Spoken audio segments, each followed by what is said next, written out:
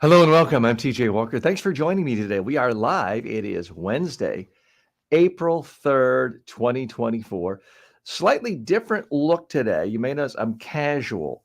That's because the air conditioner broke. I live in Florida, South Florida, and today is projected to be the single hottest day of the year. It's going to be 90 degrees today, Fahrenheit, which is it's not unusually warm, but it's the hottest so far of 2024. So not a great day to have the air conditioner broken. So we're going to try to be flexible today and try to adapt. And come into this with the attitude of the show must go on. Now, I didn't want to wear a suit today because I'd be so hot I'd be sweating through it. I didn't put on makeup because I would be sweating it right off. But I think you could see, I mean, there's a bunch of sweat on me now already. Sorry to be disgusting. But again, one of the premises of this show is we take you behind the scenes of what it's really like to be a content creator and someone making stuff. So this is how, taking you behind the scenes, how I dress all but 3 hours a day when I'm in Florida. I'm in shorts. I'm in a very casual linen shirt. And I am wearing Crocs, which do not win me any fashion awards, but that's what works when you're here in South Florida and it's hot all the time. So we're going to do things a little bit differently today. And we'll be taking your questions. But Ben, my colleague Ben, my chief operating officer, and some of our editors may be joining us. We're going to try to use this as kind of a working session. Hi, Ben. How are you today? I'm good. And you? Great.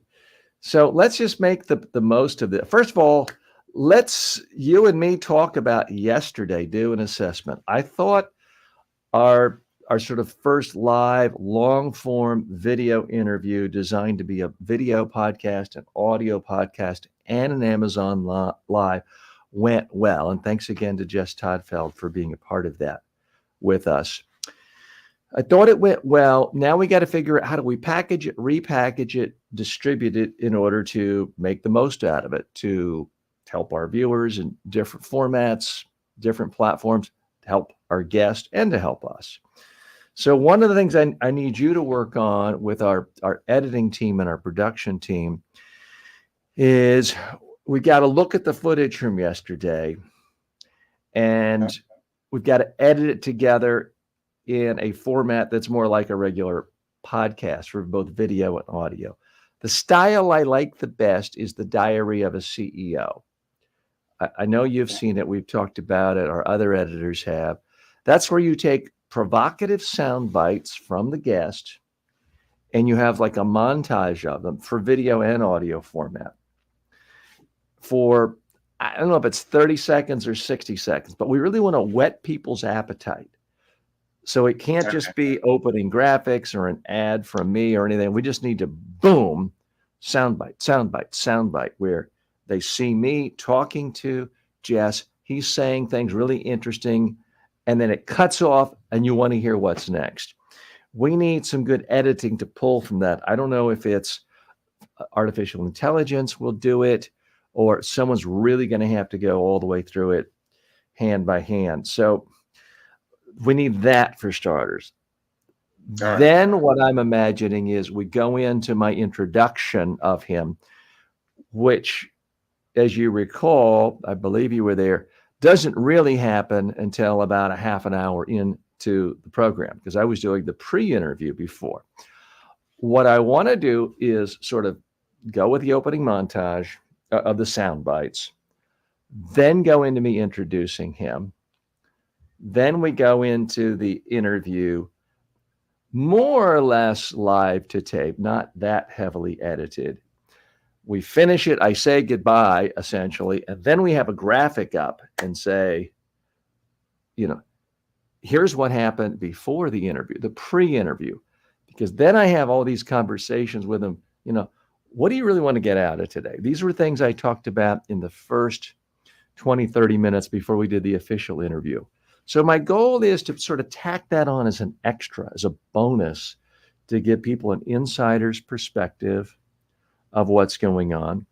And then after the official interview, I did a post interview. How do you think that went? What could we do better? I want to tack that on at the very end.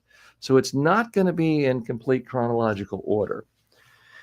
So I need you to work with Madhav or one of our other, not Madhav, and I see Madhav, you're with us today. Thanks so much for joining us. And Madhav, you just stopped by, and some of the rest of you didn't hear me earlier. I've got no air conditioning today. So that's why I'm casually dressed, no suit and tie. I would sweat right through it. No makeup on today. You see me sweating away. The normal dark circles are back under my eyes because I have no makeup on.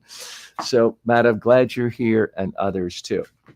So we're using this as a work opportunity today, take you behind the scenes, and ideally still create value for you and for me, and building more awareness to this channel. Because one thing I can guarantee you, if you get into the business of producing audio or video, especially video, there are going to be complications. There are going to be days when lights don't work, cameras don't work, electricity doesn't work. And in my case today, air conditioning not working on the hottest day of the year.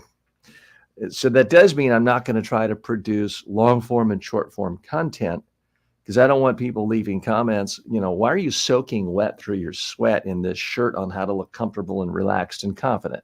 It doesn't really make sense. So we're going to do this as sort of a working show today, taking you behind the scenes of what we go through here at the TJ Walker Success Channel and Media Training Worldwide. So, Ben, we got to figure out how to do that.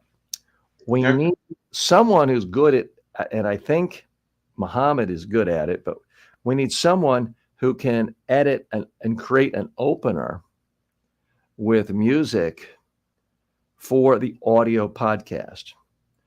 And so we need basically two finished products, a video podcast, so to speak, that we put on YouTube and all the normal places. Plus we would be putting it in iTunes because there are places that distribute audio podcasts traditionally and now let you upload video. So we want to find those additional places like iTunes video. And I don't even know if Spotify has that. I assume they do. We got to look for all the different avenues of distributing a video podcast now. We need to design a logo for the audio podcast. So something that looks like a nice brand, and one of the pictures of me that we did for the publicity shots, some kind of graphic. And here's where I think I'm going to need you to, whether we do it on Fiverr or some other system, or maybe someone watching is good at this. We need basically a logo that can be used for the square. I think they typically use square images for the artwork for podcast. We need that. But I also, frankly, want something that we like, that maybe has a tagline like communicate for success, so that I can get a coffee mug rather than promoting someone else's mug. I can be using it every day, building brand awareness, and maybe we make that the first item of merch we sell. So let me know if you can put that on your to-do list. Those of you just joining us, Ben has worked with me, been essentially my chief operating officer for about half a dozen years now. And you don't get to see him that often, but he knows as much, if not more, than I do about communication skills, since he works so intimately with everything we do. If you have a question for me or for Ben, you can post them right there in the comments. If you want to join us live on screen today, you can. The StreamYard link is right there. So, Ben, I'm trying to brainstorm what else we've got to do. Oh, the other thing we need to do for this podcast is perhaps we use artificial intelligence. I don't know. But we need to take at least two of the comments that our guest said, in this case, Jess Todfeld, and turn those into short form videos for YouTube, TikTok, all the rest. A part of our pitch to guests, especially big name guests and New York Times bestsellers like a James Clear, part of our pitch is going to be, come on the TJ Walker Show, and it's not just one simple audio podcast interview. You're going to get an audio podcast. You're going to get a video podcast. You're going to get a live stream. You're going to get questions from people in real life. You're going to get on Amazon Live. You'll be able to do that. And we're going to pull pieces out of the interview and turn it into shorts. And in each case, we will post a link to our guest book or whatever else it is they want to promote. So, and we had a lot of footage yesterday. I think we went almost 2 hours. My idea is that long term, we'll probably do these 60 to 90 minutes long. But then we do need to pull at least a couple of sound bites for YouTube Shorts out of it. So Ben, if you can put on your to-do list the most time-efficient way of doing that. It's been a while since I've used the artificial intelligence programs for doing that. And it seemed like the last time I did, I didn't really like it that much. It didn't seem like it was pulling things out that made sense. But there was one program I used maybe 6-8 months ago, and it turned a 20-minute video into about 20 YouTube Shorts, clips that were less than 30 seconds. It seemed like 8 of them were pretty good. So if we do that, if we feed the whole hour into an AI program and it kicks out 3 or 4 great shorts that we feel like we can use and represents our guest well, represents us well, helps our users, our community, then let's do that. Let's go ahead and figure out a way of doing that. I see Barb joining us. Barb says you can use the AI and StreamYard to burn clips from your videos into shorts. Thank you for reminding us, Barb. I do. Now that I'd forgotten it, now that you mention it, yes, that's a tool we should be using as well. And Barb, thanks for joining us. If you're just popping in, I'm like this today because my air conditioner's broken, and it's on schedule to be the hottest day of the entire year in Florida. So I can't wear a suit and tie or put on makeup because I'm already perspiring heavily, and it's over 80 degrees in my office right now. But good to see you. And Barb, I know you always soldier on no matter what. That's what we're trying to do right here as well today, is the show must go on.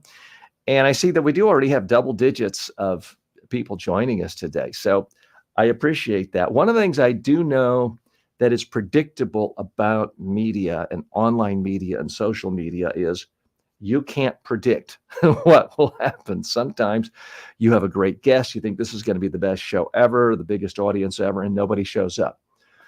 Other times you can have what you think is going to be the worst possible show.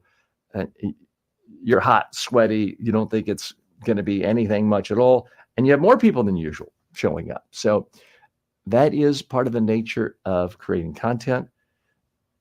Using social media, making video, is you never really know what works and what doesn't work.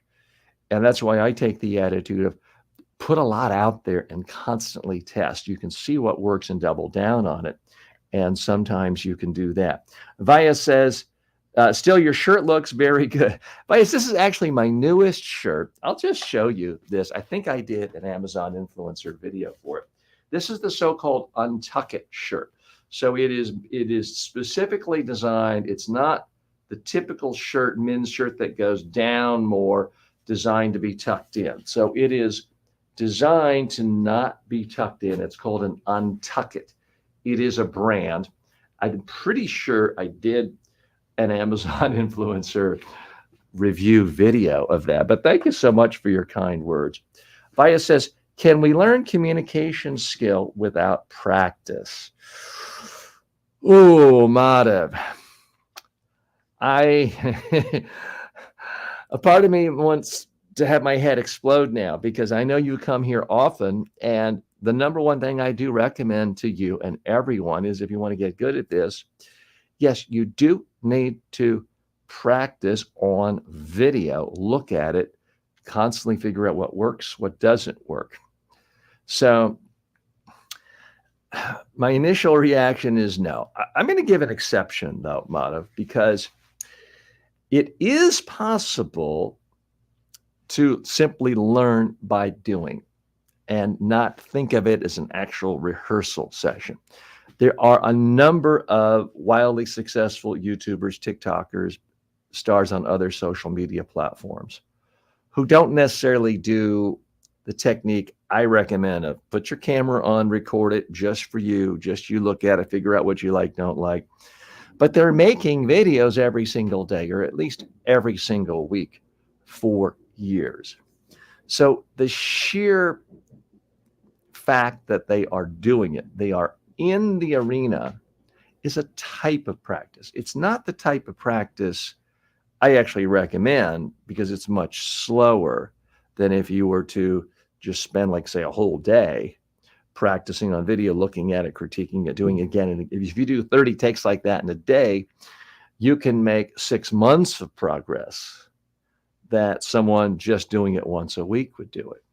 So that's a type of practice. But ultimately, you do have to do the thing. It's not if I said to you, I want to be an Olympic caliber swimmer. Can I do that without swimming? I think you'd just laugh at me. Like, what are you talking about? If I said, can I do it without getting into a swimming pool? I think you'd say, that's crazy. So, and forgive me, I don't mean to sound like I'm calling you crazy, but that's a long answer to your question. Yeah, you got to practice. You need to rehearse. Okay, Ben, let's do some housekeeping matters, and I'd love to get feedback from Madhav, Barb, anyone else. We're trying to figure out how to make our live stream more like a show. And we have produced a number of elements to video graphics. Ben, can you pull these up? Let's start getting some feedback because it's been on my to-do list to watch these, review these, and I haven't done it. So Ben, if you could pull these up and share on StreamYard would be great. Okay. And full disclosure to folks, one of the things I'm finding is that when you do a live show for 3 hours a day, it does require a tremendous, tremendous amount of physical energy, mental energy, and emotional energy. So and I should know this because there have been times in my past when I did a live 3-hour show. Now, I was doing radio. And when I was doing radio for 3 hours a day, I wasn't the one pushing the buttons. I had a board operator. I also wasn't on video, so I didn't have to worry about, here are my notes, here's the next guest, what camera angle, push this button, so there's a tremendous amount of additional, I don't know if I want to call it mental strain, but think of it as like, the bandwidth usage on a computer. If you've got 5 browsers open and they're all watching video at the same time, streaming video, there's just a lot more demand on your computer's resources. That's essentially what's happening to me. Now, I'm loving it. I'm enjoying it.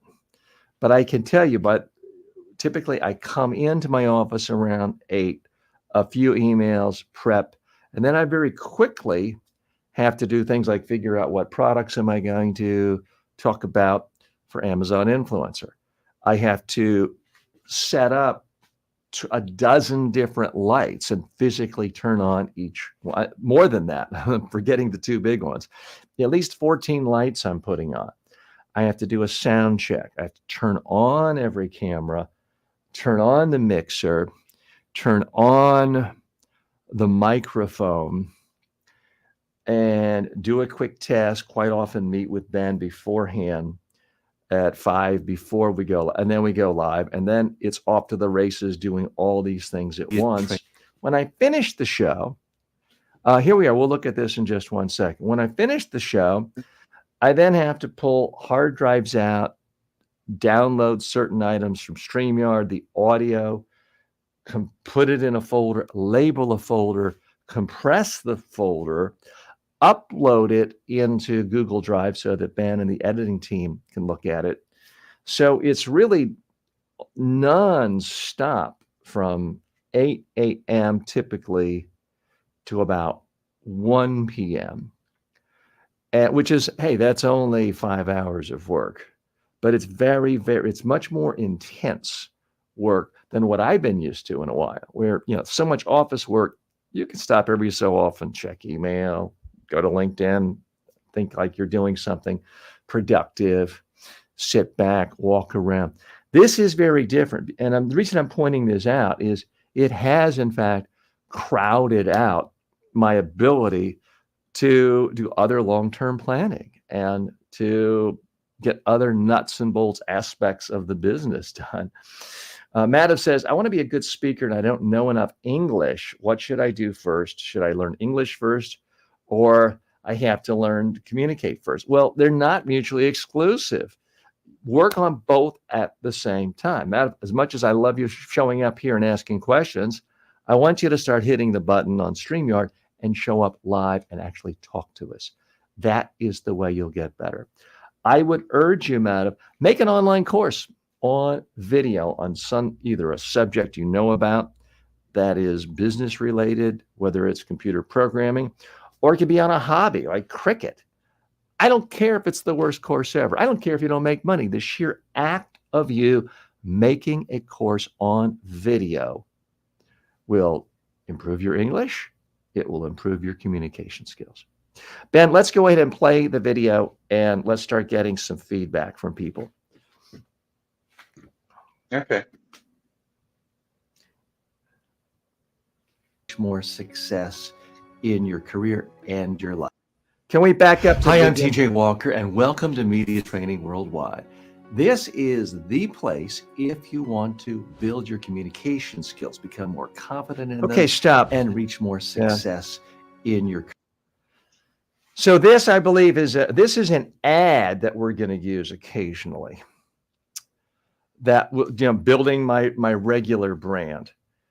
Keep it, if you don't mind, keep it up a moment, because I'm spotting something that is, I don't know much about graphics and I am colorblind, but the biggest pet peeve of my entire life, where I've gotten into screaming matches with people and people have resigned, is over this very issue. I can't read the Media Training Worldwide. We have dark on dark, light on light. The worldwide right there is absolutely unreadable if I didn't know the name of my company. And so that is, to me, the number one cardinal sin of graphics. You have to have contrast. You can have light on dark, dark on light. So we've got to have a light band under that media training if we're going to use dark lettering. We've got to have a dark band under worldwide if we're going to use light lettering, because it's completely unreadable and it disappeared at 1 second. So if we can give some notes to our editor, we've got to clean that up. Our good friend Cesar has joined us.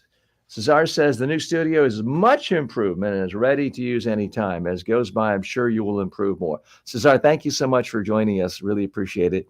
And I'm casual today because the air conditioner broke, and it's going to be 90 degrees here today, the warmest day of the year. I'm already sweating.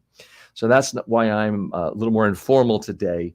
No suit and no makeup, because it would sweat right off. Okay, Madhav's asking a question about share some phrases when we don't know the answer to the question. I've had several videos on this, I believe short-term and long-term, posted on the YouTube channel that go into depth. So Madhav, if you don't mind, if after we're done today or you want to slip away, just put that into the search box on my YouTube channel and just type in phrases like don't know the answer. Or if you just look at the most recent 30 days, you're going to see several videos like that go into detail. Cesar, you have a better eye for detail than I do, so I would love your feedback on some of these production elements and ads and things we're going to be incorporating into our daily show. Ben, let's go back to the beginning of this one and look at it again, and then if you could hit just stop if I mention stop or if I raise my hand. Okay. So let's go. Hi, I'm TJ Walker, and welcome to Media Training Worldwide. This is the place if you want to build your communication skills, become more confident in them, and reach more success in your career and your life. Please look around at all the options. We do have something for everyone's budget and everyone's time investment. Whether it is in-person one-on-one workshops, group seminars, public workshops, online courses on demand, live through Zoom, we have a solution for you. So please take a look, and schedule a call or go ahead and make your purchase now if you found the right option. Thanks so much. We look forward to working with you. Okay, stop.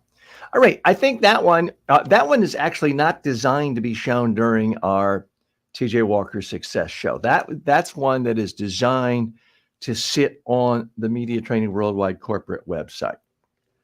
So if we can make a note of that, to me, that pretty much sums it up. It's a good overview for someone who's come in. They're looking for stuff. They're not quite sure what to go. We're going to have that at the top of one of the pages, and then a link to all of our different services and training options we have. So I think that's fine other than that logo. And you could see it was probably about 5 seconds in where it went right to a dark background behind the dark lettering, and the Media Training Worldwide completely was obliterated. So we've just got to use proper graphic technique, light on dark or dark on light, put a band behind it. And I think that one will be good to go. Okay, let's go to the next one. And Cesar, Madhav, Barb, any of you watching, if you want to give comments on these elements, I would love to hear them and get feedback. Today's sort of a working session. I'm not trying to create public speaking skills, your presentation skills, and you want to do it in a live in-person environment. Hi, I'm TJ Walker, and the TJ Walker Media Training Worldwide live monthly workshop is the way to go for you. This is an in-person workshop, typically in New York City. It's a small group. It's kept under a dozen people. You're going to get one-on-one attention. You're going to be able to speak on camera, not 1 or 2 or 3 times, but more like 10 times, and get personalized feedback. After going through this workshop, you're going to have a new role model for yourself as a speaker. And it's not going to be me or Anthony Robbins or Oprah Winfrey. It's going to be you. If you're ready to really jumpstart your career and to help your presentation skills get to a whole new level, then go ahead and sign up for the day-long presentation skills workshop now. Okay.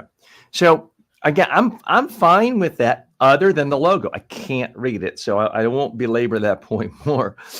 But Ben, we got to fix all the logos, so there's contrast. I cannot read it, but to me that's serviceable. So that's one that I think we would run as an ad periodically in the live show. Maybe we add it as an ad towards the end of a long form video on demand. But that one is going to be used primarily on the Media Training Worldwide corporate website as a way of enticing people in. So I think that one is fine other than the logo. Okay. Should I go ahead with the next one? Yes, please. Thanks.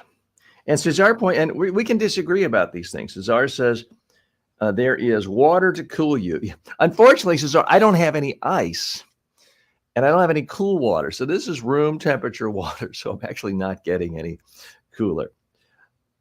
You're saying, sure, on critical points, go to close-up shots. The logo is fine. So I'm not sure if you're maybe suggesting the editor zoom in more for more close-ups, if you want to clarify on that. Madhav is saying, take my question. Okay, Madhav says, sir, what do you do for good mental health? Do you practice mindfulness? Well, absolutely. I have an entire course on mindfulness, Madhav. In fact, I'll give it to you for free if you want to be a part of my ambassador program. You'd be a great fit for that. And Ben, if you don't mind, can you post the link to our ambassador program in the comments section? So Madhav, that is a way that you can actually get my entire course on mindfulness and how to have good mental health. It's an in-depth video-based course. It can be yours absolutely free if you want to be a part of my ambassador program. So Ben will post a link to that in just a moment. But I can't stop what we're doing right now to talk about it in more length. Apologies. But possibly can tomorrow if we get the air conditioning fixed. Okay, Ben, let's go to the next video.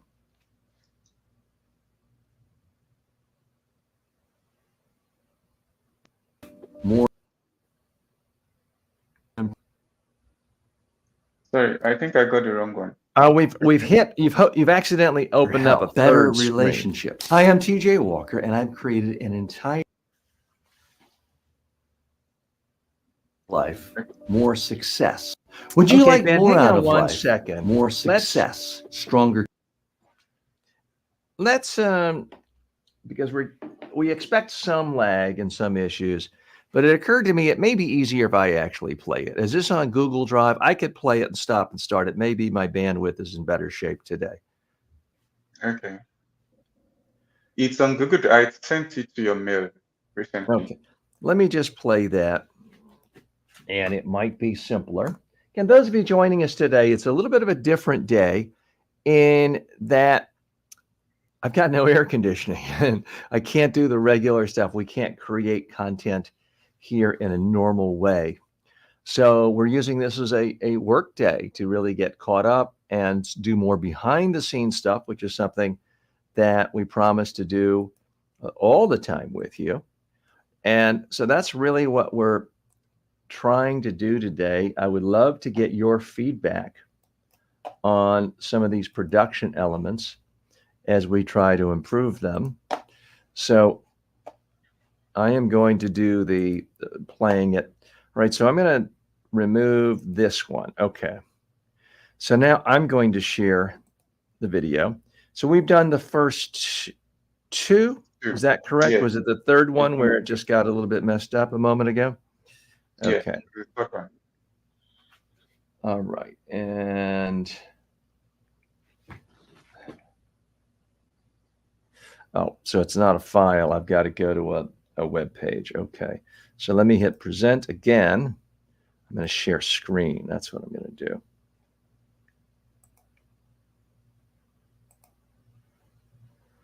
I'm sharing screen, sharing audio.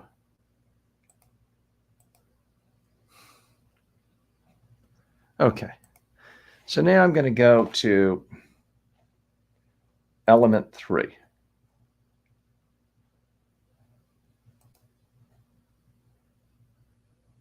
Are you ready to dramatically improve your media skills? Imagine yourself being interviewed on CNN or the BBC, or just doing your own YouTube podcast on a daily basis. Imagine yourself coming across completely confident, comfortable, relaxed on camera, knowing how to communicate messages in an interesting, compelling way, in a quotable way. These are the skills you're going to learn in the TJ Walker Media Training Worldwide one-day workshop. This is an intensive experience. It's not sitting back and listening to lectures. It's you on camera being recorded. It's a small group atmosphere, typically 12 people or fewer. So you're going to get on camera and critiqued, not 1 or 2 or 3 times, but at least 10 times throughout the day. It's affordable, it's live, it's experiential. If you're ready to really boost your media skills, then go ahead and sign up for the day-long media training workshop now. Okay. Are you ready to dramatically improve? All right.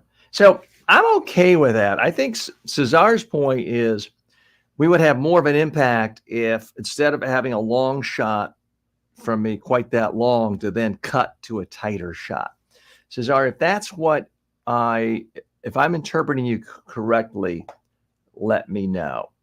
And Ben, if you could sort of mention that to our editors who worked on this, I think that might be helpful feedback. But I can live with that as it is. Again, this could be something we would play as an ad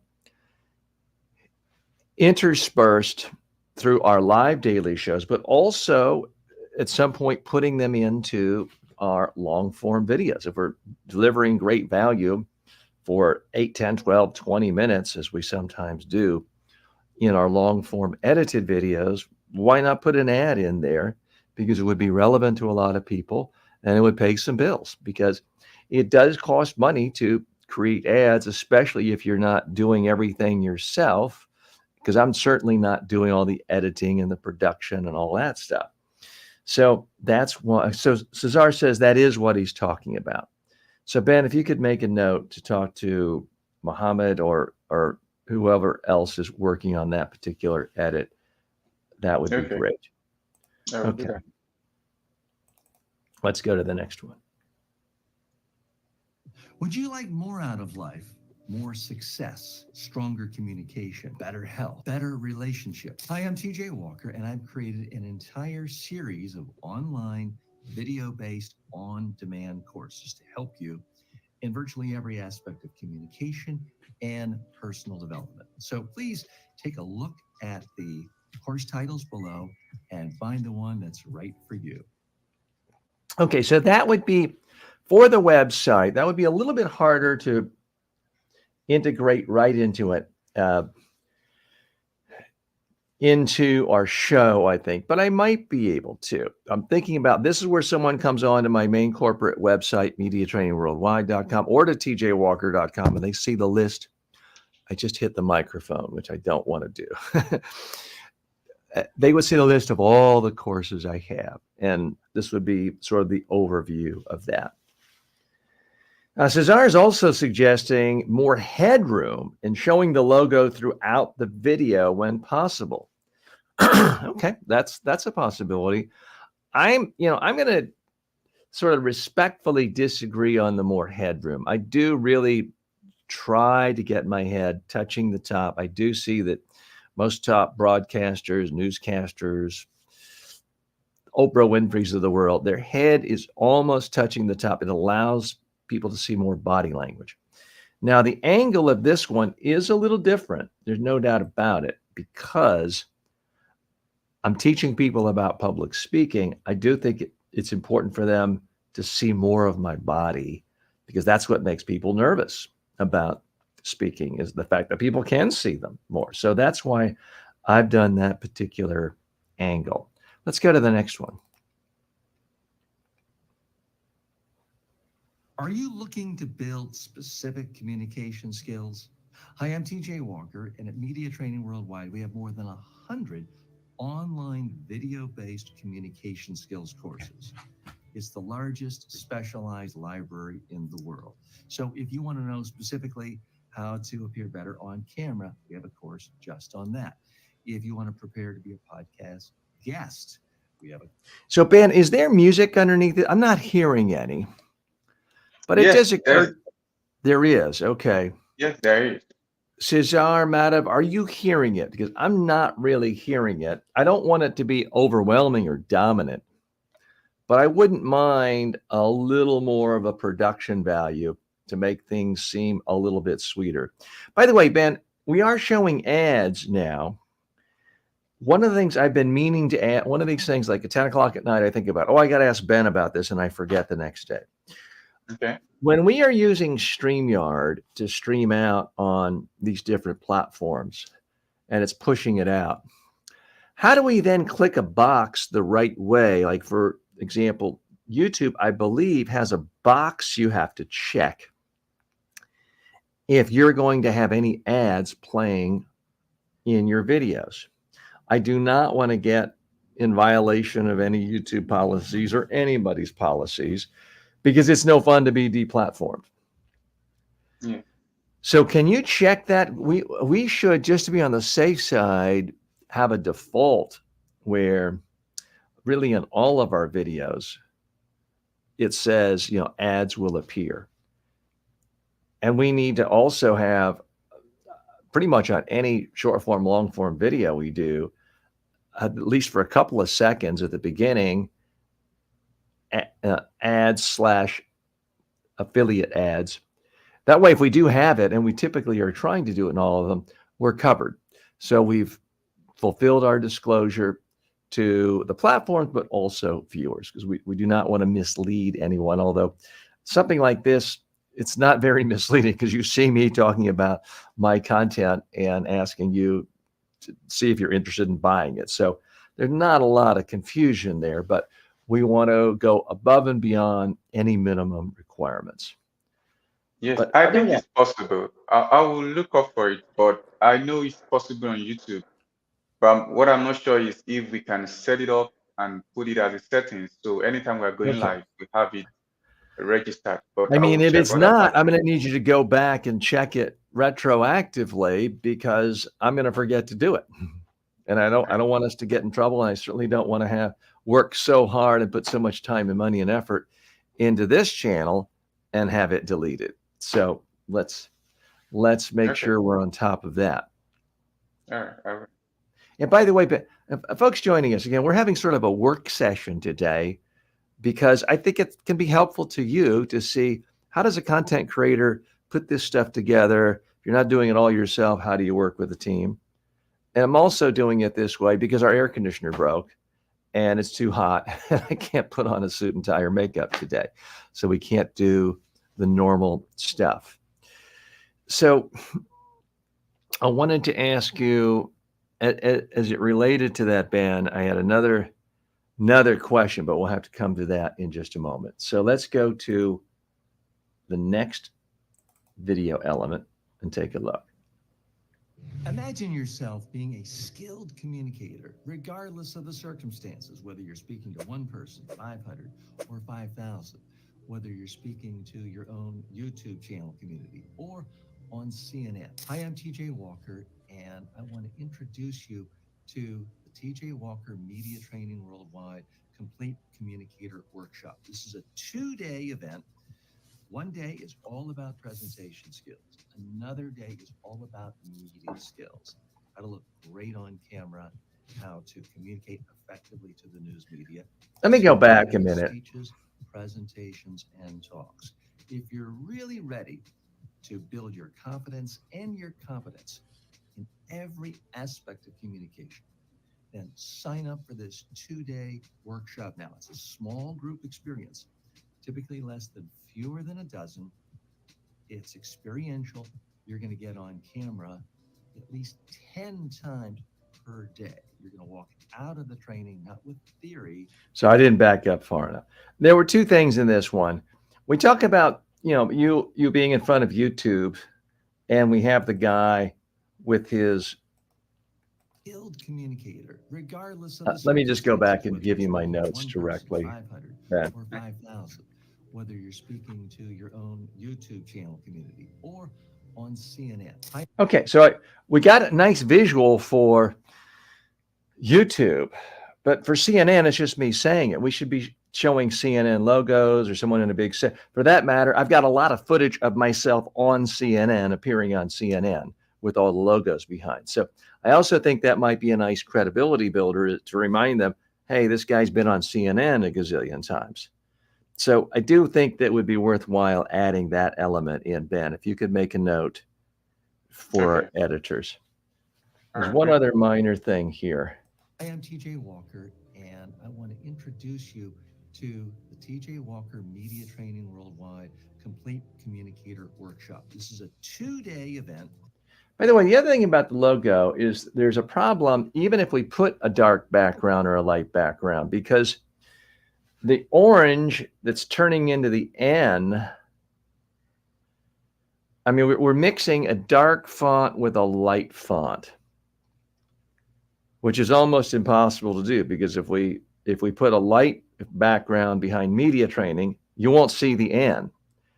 And forgive me, it may be that the editor pulled this off of our existing website, and our existing website's logo is horrible. That's what's happened. So the existing website has a pure white backdrop. So the orange appears darker on that and is legible. So it may be they can still keep the logo. I don't love the logo. I don't hate it, but at least I can live with it. But that's the problem of it. We're actually mixing the light and dark, and it's completely unreadable to my eye. Great. And Cesar, thanks so much for stopping by. Very much appreciate your time and your insights. Hope you have a great rest of your day and a great walk out on, I believe you're on the West Coast, so really happy you could stop by. Okay, let's watch this a little more, because there's a specific element I have to comment on. One day is all about presentations. There. So this is demonstrating what I consider to be one of the absolute worst possible sins a presenter can ever do. So I'm worried that someone is going to watch this and think that this is what I teach people to do. I stress never, ever, ever stand between yourself and the projector where the projector is projecting images on you. It's very distracting. People can no longer read it. It looks, in some cases, with the shadows like a horror movie. So I would really like, and I know we've used this before and I should have commented on it, and I've not done as good a job as I should have on eliminating certain things. But this is just an absolute worst possible thing you could do for power at a couple of levels. So she's violating the commandment, do not block your own projector, number one. Number two, it's an absolutely horrible slide. It's violating every single thing I'd say you should have on a slide. I say don't use words. I say use pictures, images. Don't just throw up numbers or bullet points. So we need to get rid of this particular video and pull someone from, giving a TED talk perhaps, or at least, Steve Jobs or someone who's actually not blocking the screen and who's looking at a screen that has just one image is really what we need to be consistent with our brand and what we're all about. And by the way, Ben, can you see if Muhammad is available to join us? Because I wanted to talk to him about the green screen footage for our opener, and we could play that together and see if it works. So he might not be available right now, but if he is, that would be great. Okay. I'm messaging him already. All right.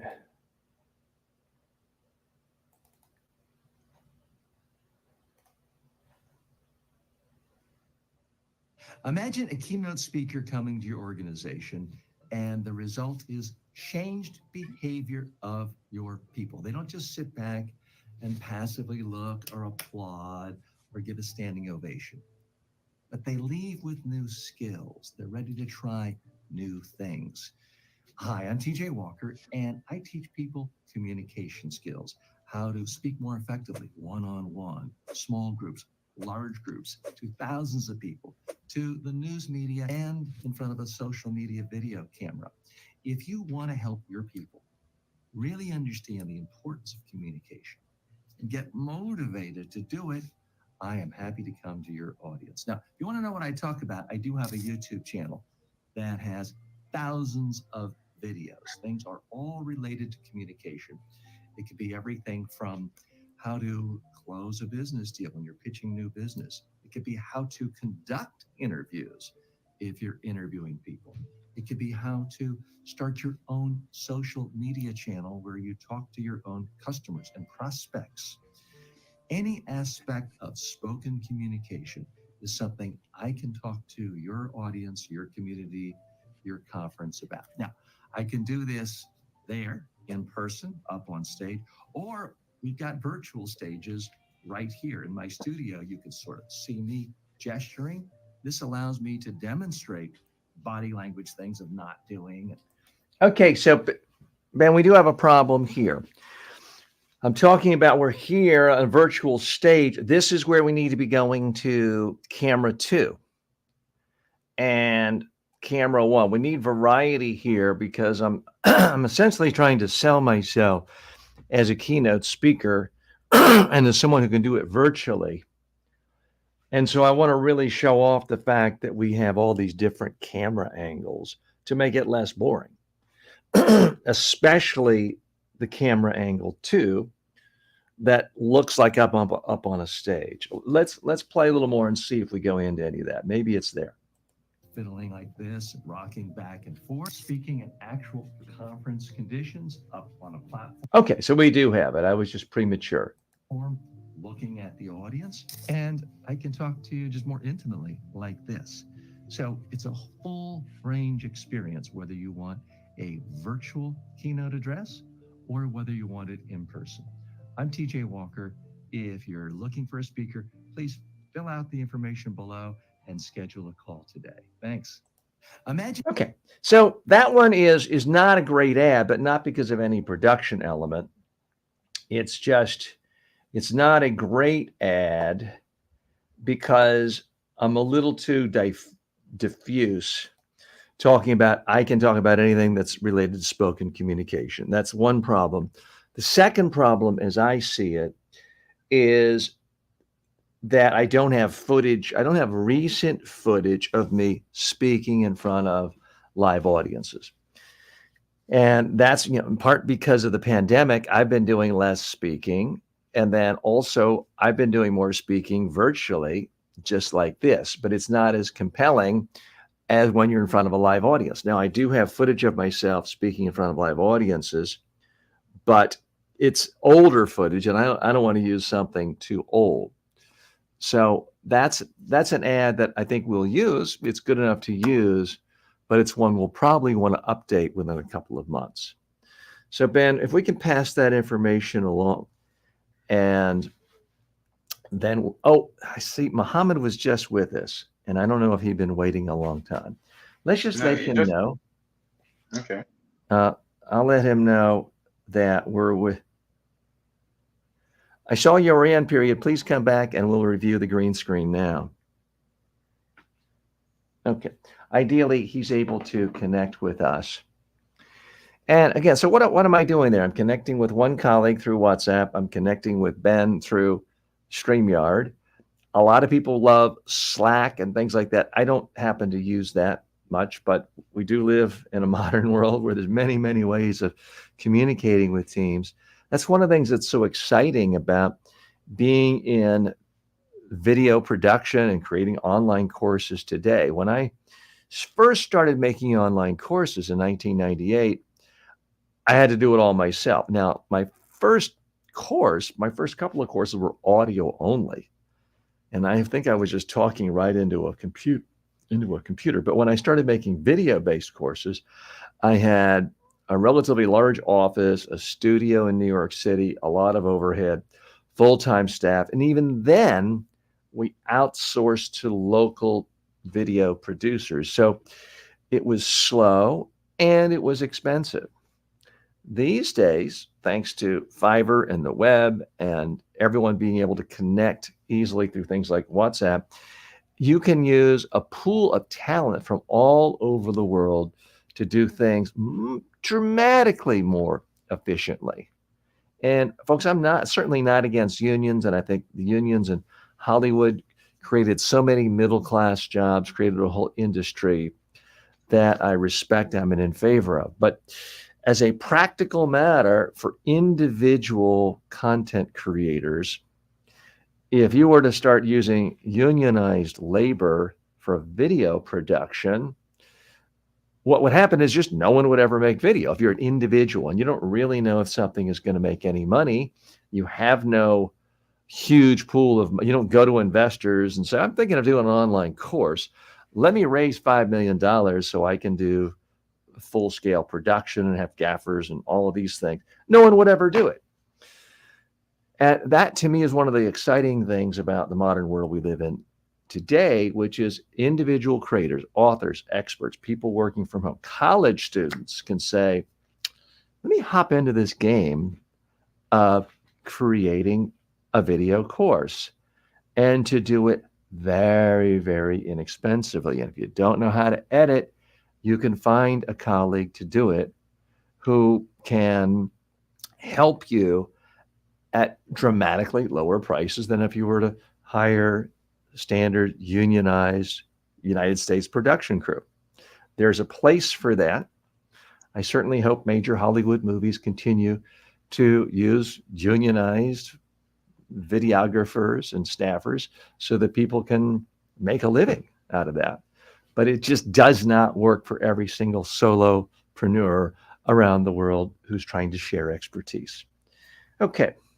So Ben, I guess we've lost the window for Muhammad. I don't know how long he'd been in the green room. No, he said he just messaged me. He said he'll Okay. be with us in 2 minutes. Great. All right. So I'm going to go ahead and pull up the footage I shot for him yesterday. And we're just going to look at it together. So a little background. What we're trying to do is come up with sort of an opening credits for the live show. And as the standard practice is today on Netflix, and for that matter, a lot of broadcast shows, it's not the first thing people see.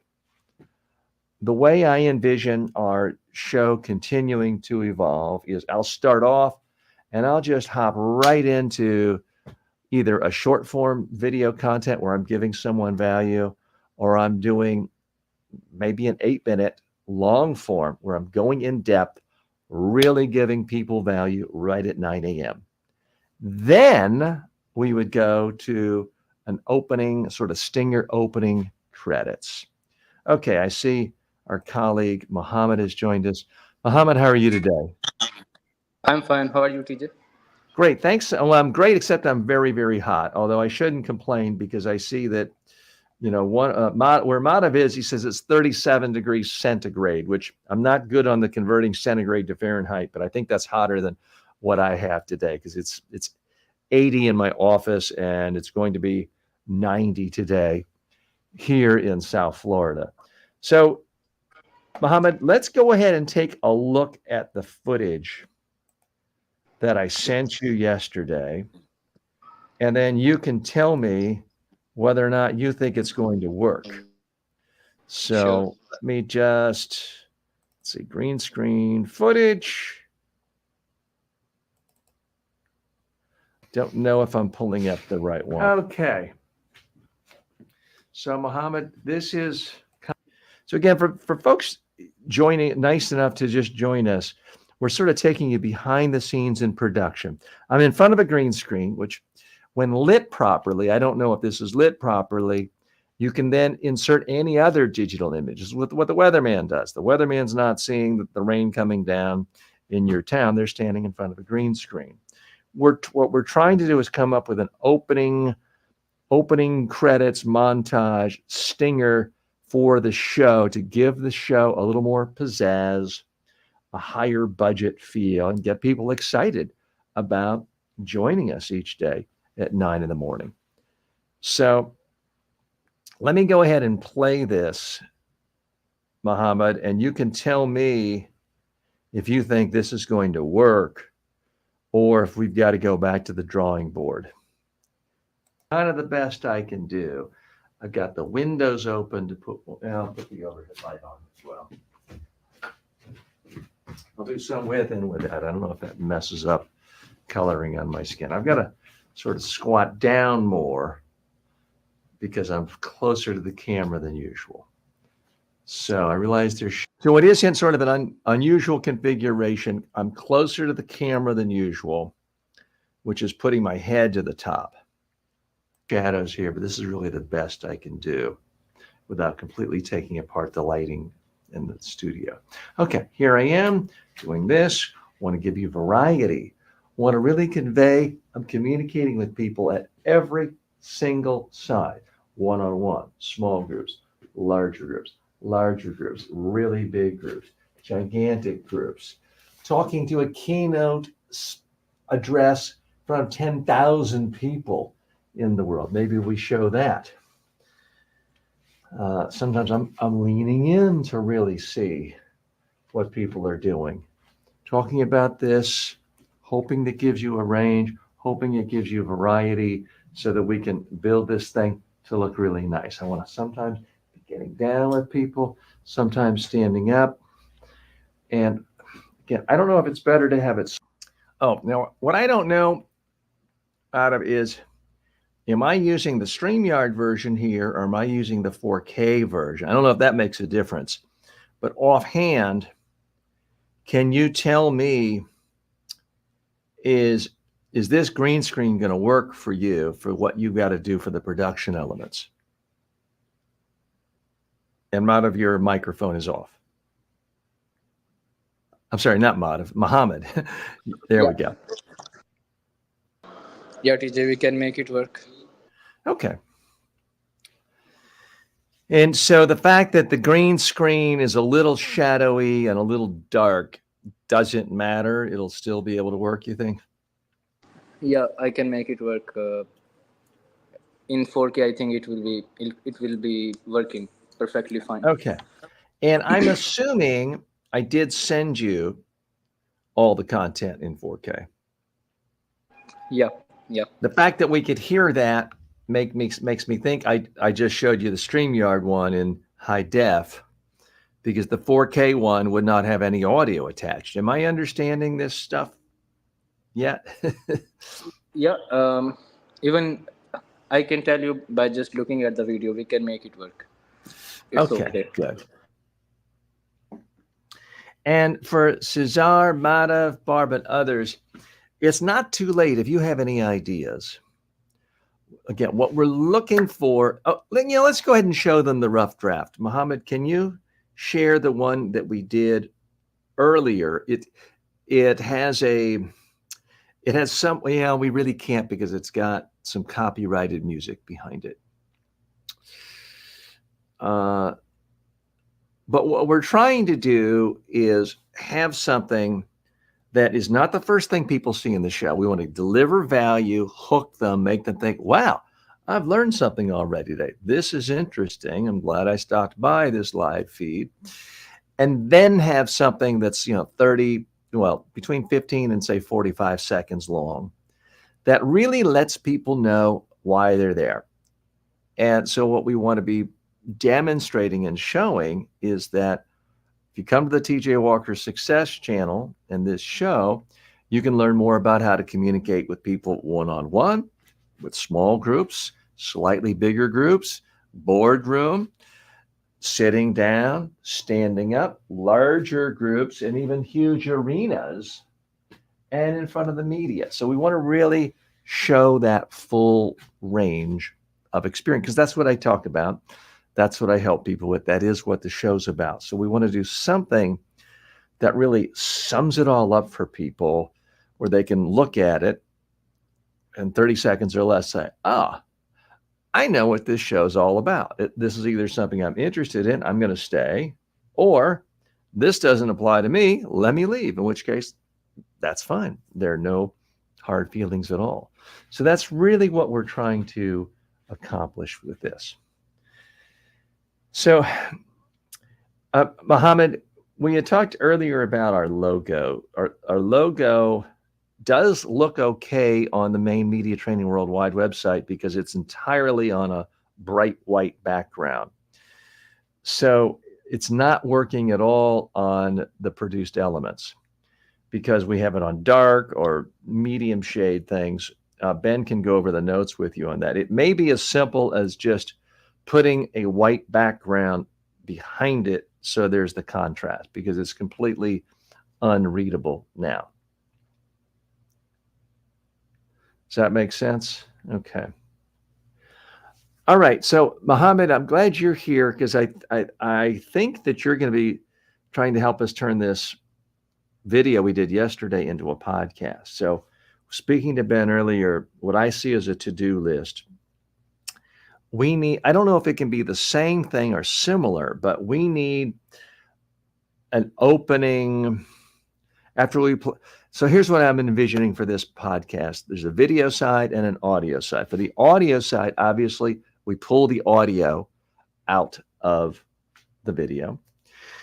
We find the absolute best sound bites, and we start with that to arouse the curiosity of the audience to make them want more. And we're doing that for the audio and the video version. I mean, that's what Diary of a CEO does. That's what I think almost all the really top podcasters do is they're pulling great sound bites, putting the really good stuff right up front, arousing curiosity. Then I think we need some kind of opening stinger that has a musical or audio component to make this thing sound like more of a slick podcast. We need that to go into it. And then we would go right into sort of the official opening of the show where I introduce the guest.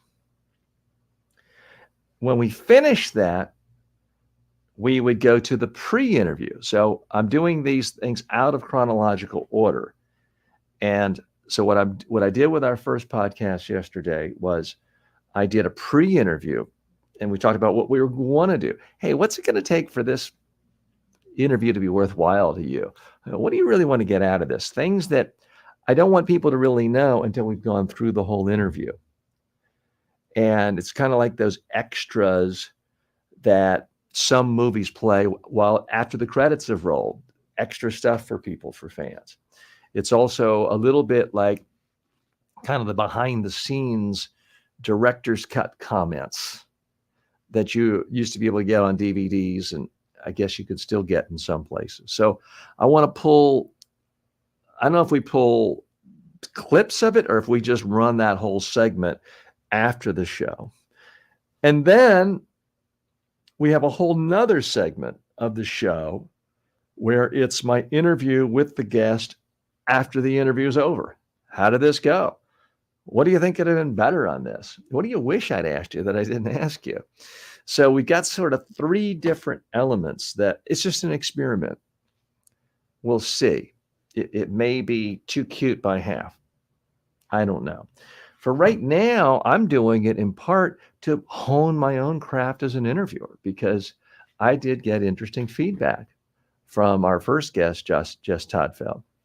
My other question for you, Mohammed, is what I'd really like is to have at least a couple of shorts pulled out of every interview we do, short form videos. Okay. But it's also going to be wildly time consuming to have an editor have to go through every single second. And this yesterday was a 2-hour interview. So I don't know if it's better as a first draft to upload all 2 hours into an AI program. And Barb was nice enough to remind me that, StreamYard has one that we're already paying for. We might as well at least start with that and see what that comes up with for shorts, because it may be, I don't know if there's a time limit on how big the video or how long the video is that you can upload. But if we can upload 2 hours worth and it gives us 30, it may be just looking at them. You look at the first 10 and say, okay, here are 4 that are really good. And maybe we don't even look at the rest. I don't know. Because with anything to do with video, it's a continuum. You can spend 2 years and $10 million on a 30-second ad. We can't spend that much time or money. You can also just do everything live once, which is what I often do, but you sacrifice quality for that sometimes. So we got to figure out what really makes sense. Do you have any immediate thoughts on how we can do this on a regular basis? Because I do want to give as an added benefit to prospective guests to say, hey, come on my show. It's not just a video interview. It's not just a live show. It's not just an audio podcast. It's not just going on Amazon Live. It's not just a few quick cuts on YouTube Shorts and TikTok Shorts. It's not just that you're going on 8 different platforms. It's all of those things together.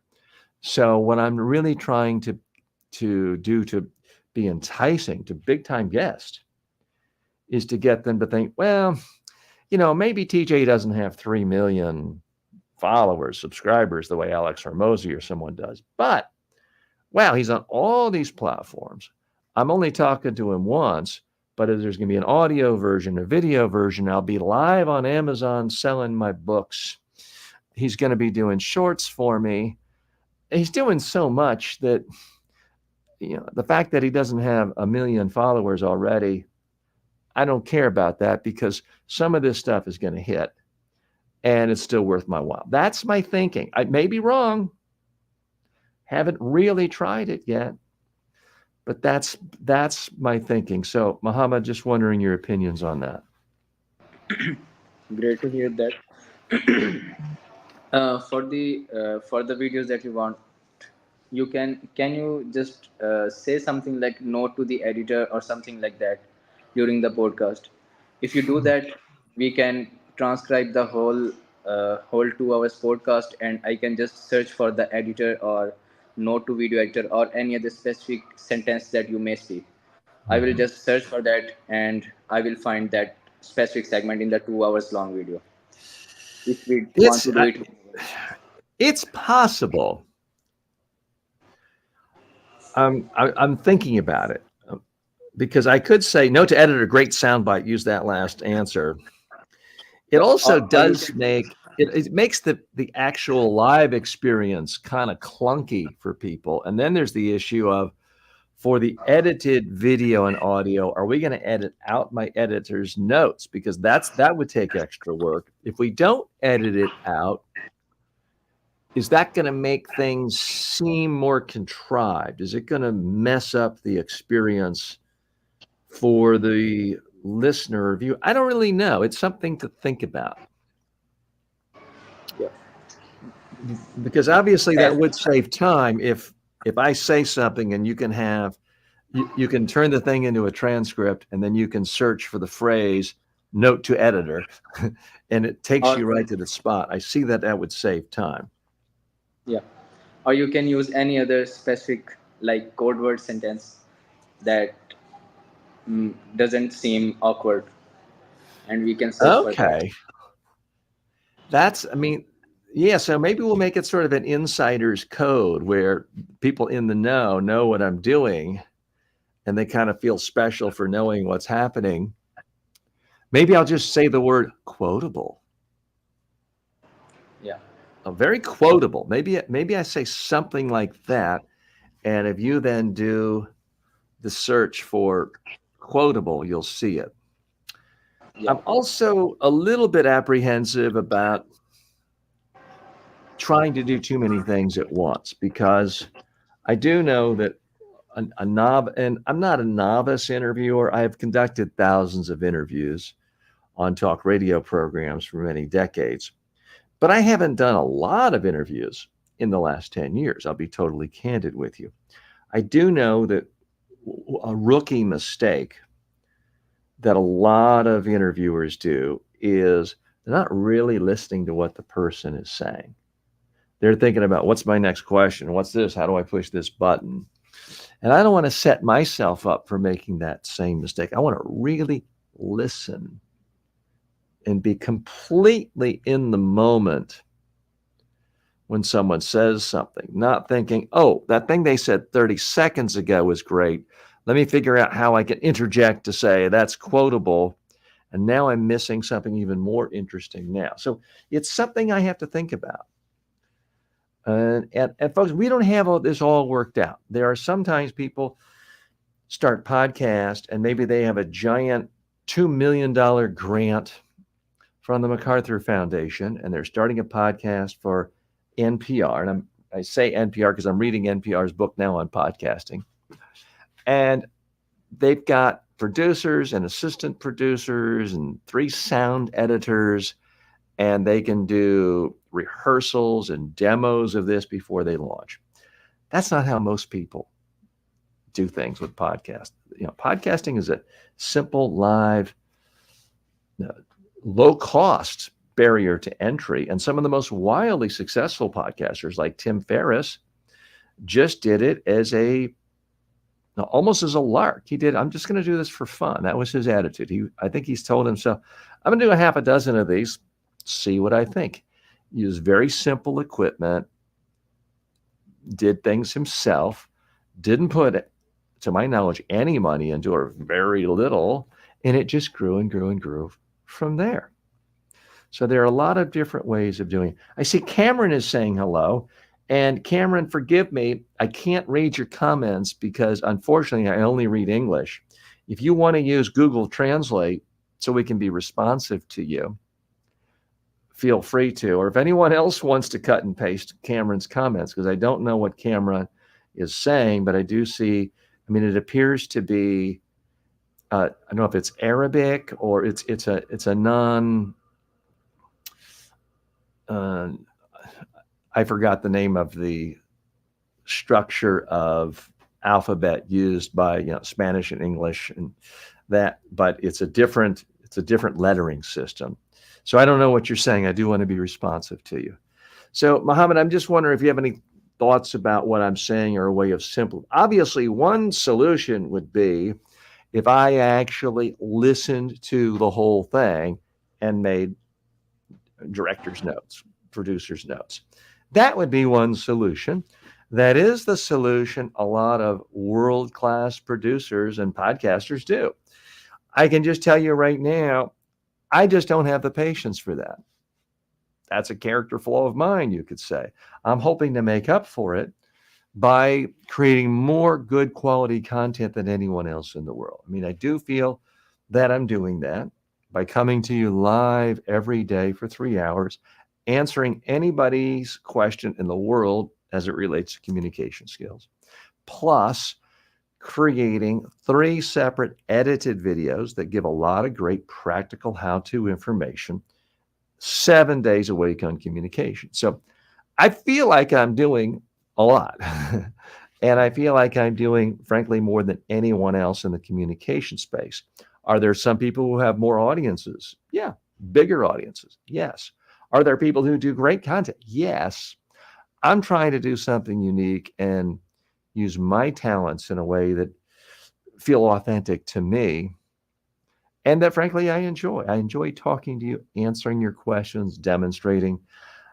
It's not that I don't like the sound of my own voice or don't like looking at video that I'm in it, but to have to watch a 2 hour interview where I was already there and I experienced the whole thing, to me, that's frankly like my worst nightmare. I can't imagine anything more tedious or boring than that. It was interesting to me the first time.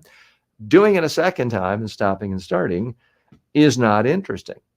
Now, I can watch a fantastic stand up comedian special or a great movie and really enjoy it. But if you said you got to watch the same movie tomorrow and take notes, wouldn't be any fun for me. So I do think for people who want to be at their peak level of productivity, it's not that every single thing you do has to be fun. There's tedious aspects of every job. But if you want to not burn out and if you want to really figure out how to be long-term successful, you got to figure out a way of eliminating the tedious things, especially if you're at the point where you're no longer just really scrambling to pay last month's rent. So that's why that particular solution wouldn't work of me listening to it and then giving direct notes. Cameron's now saying hello and thank you so much. Forgive my ignorance of not reading your language, but she's now or he's now written it in English. Cameron says hello and thumbs up. So Cameron, thanks so much. Where are you joining us from today, Cameron? Let us know. And today is a little bit of a different day. I'm casually dressed. My air conditioner's broken. I can't wear a suit and a tie and put on makeup because it's too hot where I am. But we wanted to continue delivering value and trying to figure out how to make this better. Mohammed, I know that you follow a lot of great content creators, Ali Abdal, Alex Hormozy, and I've been negligent in not trying to get more specific feedback from you on how to improve our own content. Let's just let our remaining hair down. You have a lot more than I do. Give me your thoughts on what we could be doing differently and what we needed to be doing more of and being better at when it relates to communication skills content to reach a bigger audience. Because you've been working with me now for years on a variety of video projects. What do you think needs to get better so that we can really start seeing the dramatic growth? Because so many YouTubers, Mr. Beast on, saw almost no growth for a couple of years. And Patrick Bet-David is one, and he had like 2,000 subscribers after a couple of years, and now he's got millions and millions and millions. So it's not at all uncommon for people to have very slow growth in the first few years of creating regular content. So I'm not saying I expect to have 10 million views per video in month 6. But I just want to give you an opportunity to give any other thoughts of what you think we can be doing differently, other people you'd recommend I watch more of to get ideas from, and your thoughts in general on growth for our channel. Yeah, the podcast thing is very good. I suggest you to also see the Chris Williamson. Chris Williamson for podcasts as well. He also does the online podcast and physical podcast, and he has got like 3 million I'm sorry, subscribers. Muhammad, I want to make sure I'm understanding you correctly. You said he does an online podcast and a physical podcast. What do you mean by that? You mean video and audio, or do you mean he has the guest in the studio with him? Yeah, the one where he talks on StreamYard with the guest, and one where he have guest in his studio. That's the physical one. I'm just saying that I don't think if it is the right terminology. And the other Okay. thing is So let's talk the other. about that. I want to respect your ideas and give them due consideration. I mean, we do have room. Let me just go. I mean, we do have room here. And again, for those of you just joining me, I'm wearing shorts today. Our air conditioning broke. So this is how I normally dress in Florida. Casual linen shirt, shorts. And forgive me if anyone is, offended at the sight of my legs. We do clearly have room for 2 chairs here. I could have people in here and do face-to-face interviews. My concern with that is administratively, there's so much extra work when you have guests come in. Scheduling, where are they going to park? Who's going to get them at the door if I'm I think it really requires more staff on premises to do it, and is a bigger expense and a bigger commitment and time and planning and just all the little details.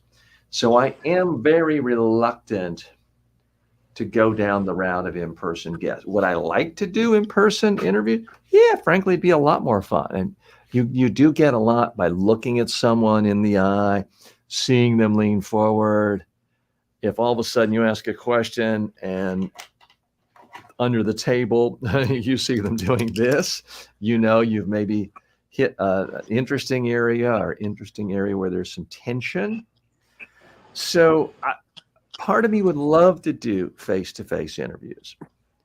And I've done a lot of them in the past with TV shows and other programs I've done, but it's a lot more work and a lot more resources involved. Certainly, if the channel grows and we get brand deals and sponsorships and ad revenue, I'm happy to plow that back in. And maybe I somehow talk Ben and Muhammad to joining me here in South Florida, and we can all work together in person. But I don't want to bite off more than I can chew right now, because I've seen it happen to people. They get all excited about a show, and in person, before you realize it, they're spending 15 hours a day, and the growth rate is so slow. They see no real monetization in the short term, and then they just give up. They just quit. I've seen statistics, I'm sure, Muhammad, you have as well, that something like 70% of podcasts never get past episode 5. I forgot if that's exactly it, but you get the basic drift. People quit early because they don't get much feedback. What I do think is interesting now is this ability to do an audio podcast, a video podcast, pull short form out of it. So you have all of these things cross promoting, and there is some actual synergy there, because for so many years, it was just audio and Yeah. it was not discoverable. And you had so many people doing great shows. And, a year and a half in, they had 89 downloads a month, and like, why am I bothered? And then they quit. I do think I won't say easier, but it's different in how you can launch a show now. Muhammad, let me give you an opportunity to respond to anything I just said. Yeah, you are right, but I don't have any quick thoughts on it at the moment. Mm-hmm.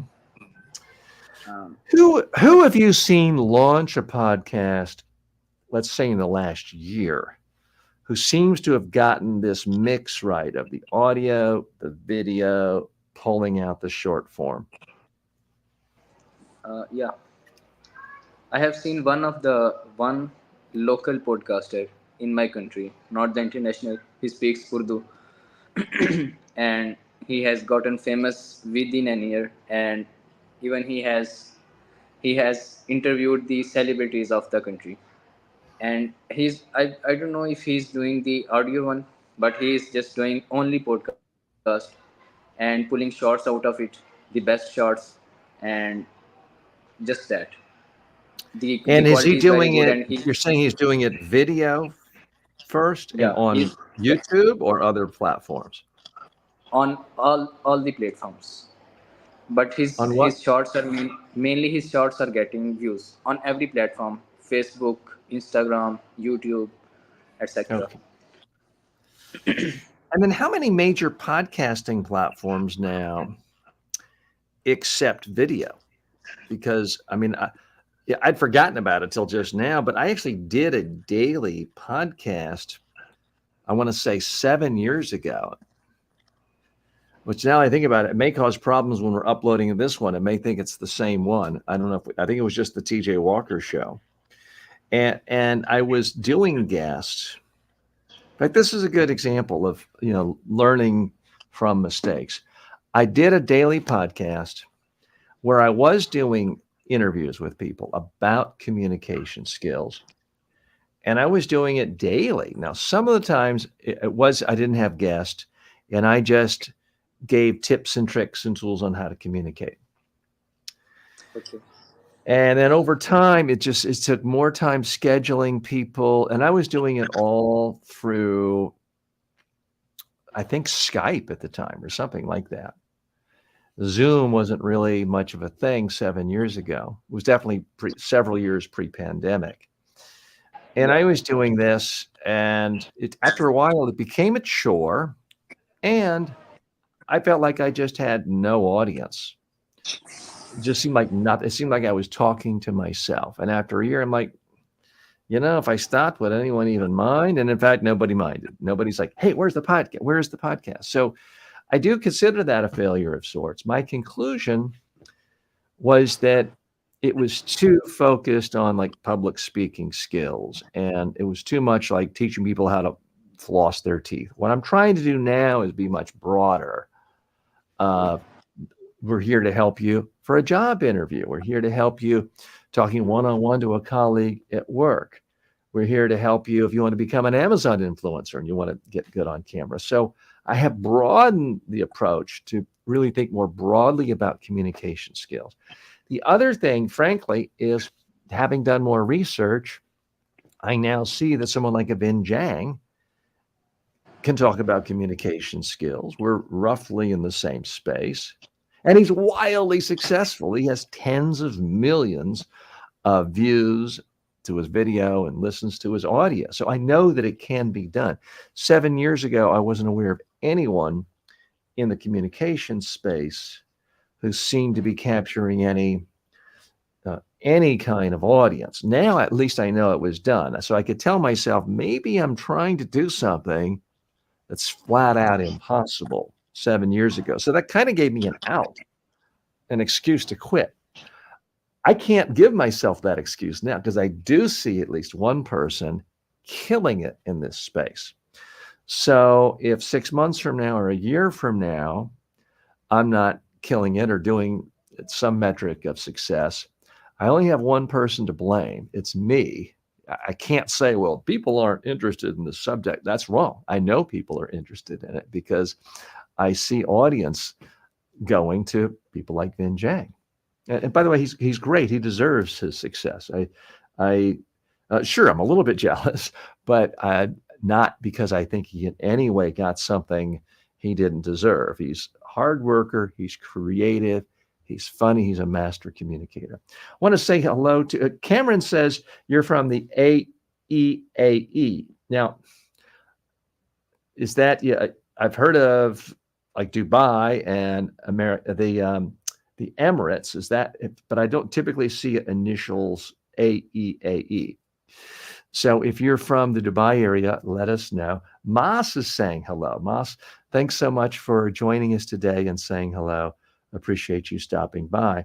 We're having kind of just a work meeting today, letting you see behind the scenes, behind the curtains of what actually goes on in a content creator's world. And we're doing this in part because the air conditioner broke, although it does appear to be getting a little bit cooler. So I'm hoping that the air conditioner has been fixed. I'll check in just a moment. But Muhammad, what other podcasters do you like? And especially if any of them relate to some of the same things we talk about. Now, we're in the personal development space. There are a lot of people in the personal development space, but we are in the specific sort of sub niche of how to improve yourself as a communicator, which is I would say slightly narrower than productivity, which can apply to every aspect of life, which is in part, Ali Abdal's niche, for example. Who else do you like, Muhammad? The I mostly watch only 2 or 3 persons in the podcast. One of them is Chris Williamson, but like You other mentioned podcasts, him. I'm not familiar with him. What is his niche? What does he talk about? he talks about everything. He only made podcast, and he invites bodybuilders, Alex Hermosi, teachers, like everything. So that's why he is very popular, because he doesn't have any one specific topic. He invites everyone. The second one is Ali Abdal. He has a separate channel for this podcasting with the name of Deep Dive with Ali Abdal, and I also listen to him. He is also general, not related to. Should I start doing bodybuilding segments every day?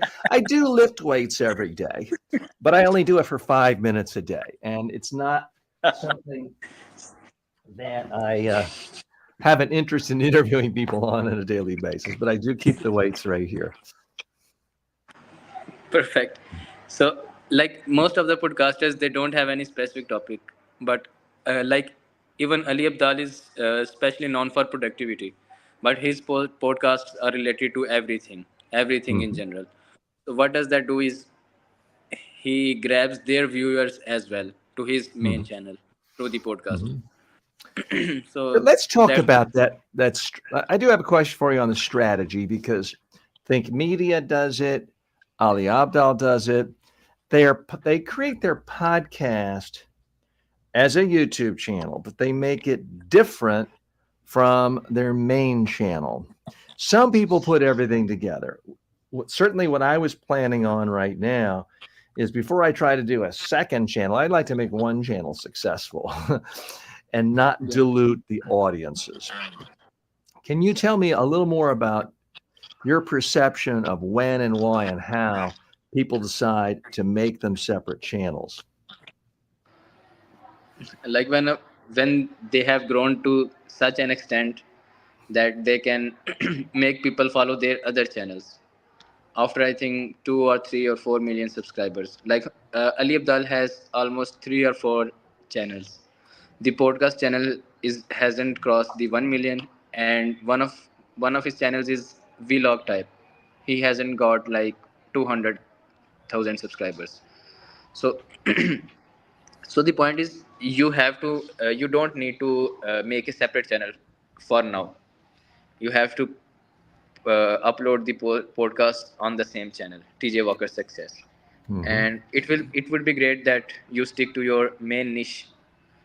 So once you become a celebrity, you can then invite anyone and interview him. Mm-hmm. You are a celebrity now, but not famous on the YouTube. So we have to first. Understood. I'm not offended. It's not like I get mobbed walking down the streets here in the United States. Yeah, Although I but have to tell you, one time, this was like almost 30 years ago, I'm in a Barnes and Noble and someone comes up, "Oh, you're TJ Walker." And they had seen me on the MSNBC news network here in America. Although, interestingly, the show that, because I've done a couple thousand network TV appearances before there was any social media.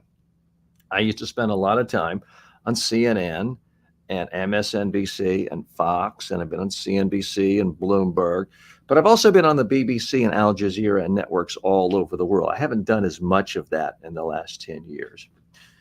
But one time it was 1995, I went on a talk show that at the time, its audience was almost as big as Oprah Winfrey. The host has been off the air for many years. I doubt you've heard of him. His name was Montel Williams. But he had a huge broadcast show. This was basically before anyone was on the internet unless they were working for NASA. So it was a broadcast show. Most people weren't even watching cable. And, the doorman of my building saw it. People at a bar saw it because it had about 10 million views. So for one day, I was a celebrity there. That was my only point. Let's do this.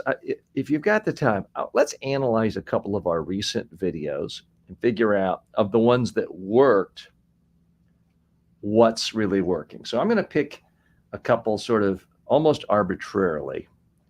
I'm going to pick one that worked in the sense that it got a lot of views. And that's not the only metric, but certainly we are trying to reach people. We are trying to help people. We are trying to grow. So it's not just for our benefit. So here I have recent short form videos, and we've had some varying degrees of success. Several have hit 3,000 or more. It seemed like one of them recently had several actually had more than 4,000. Let's look at one that's done really well, see if we can figure out what specifically is working in it. And then let's look at one that had less than 500 views and see if we can figure out what we think went wrong there. So let's look at this one, the power of movement. Anthony Robbins is a master at this. He can keep people in a theater, in a coliseum, at a conference of his, 10 in the morning till midnight, and they want more. But he does it by having them move constantly.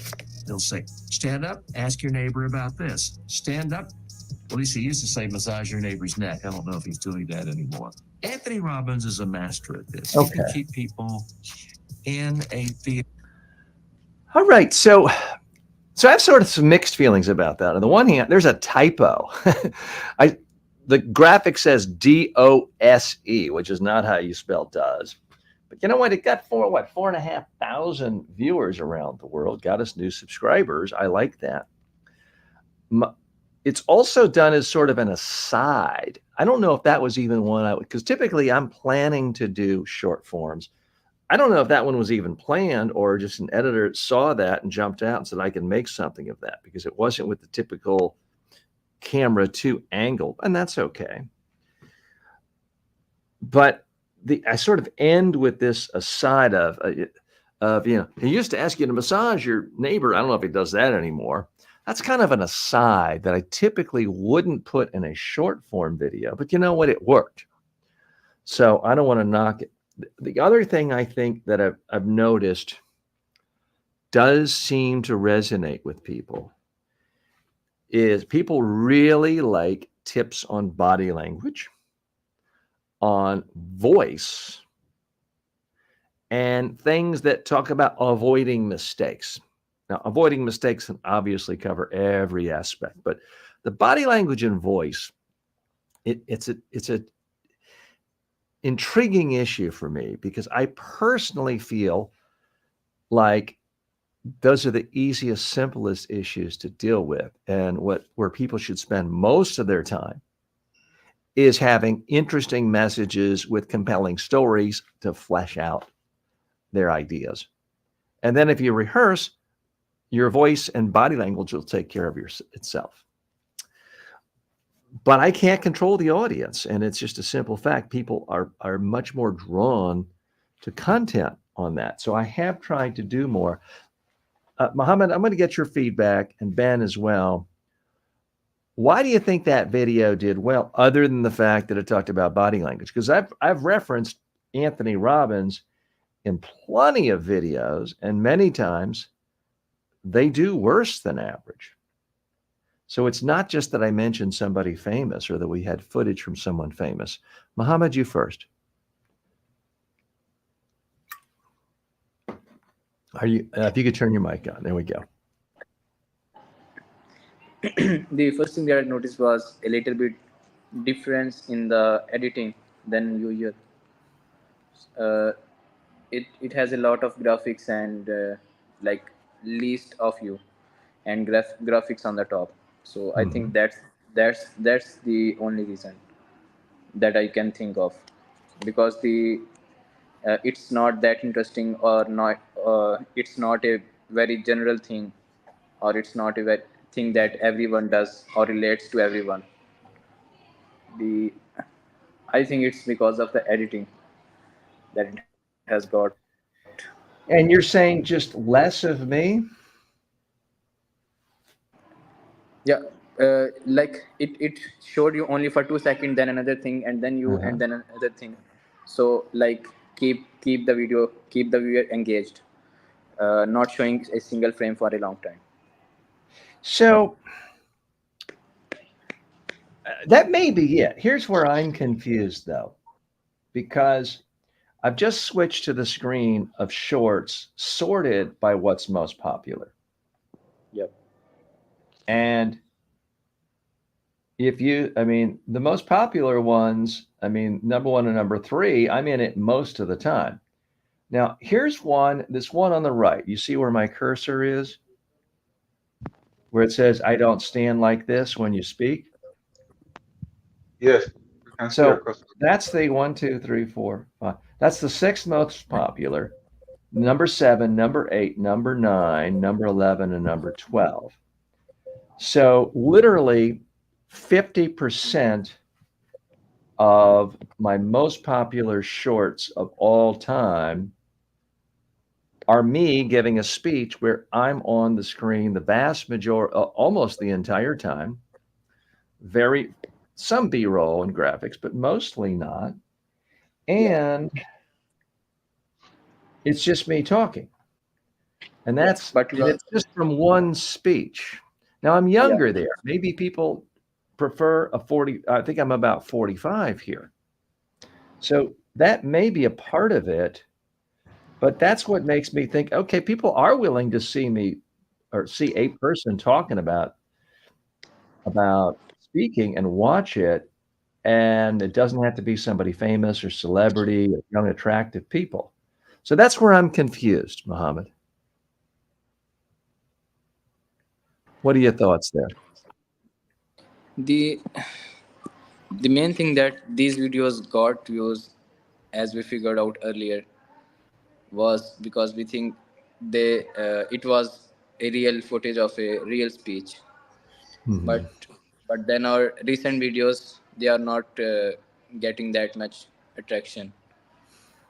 But I have even seen, and I would even prefer someone like, if a person is talking in front of 100 people and it is looking realistic, then you can, then a viewer will think that this person is already a famous person.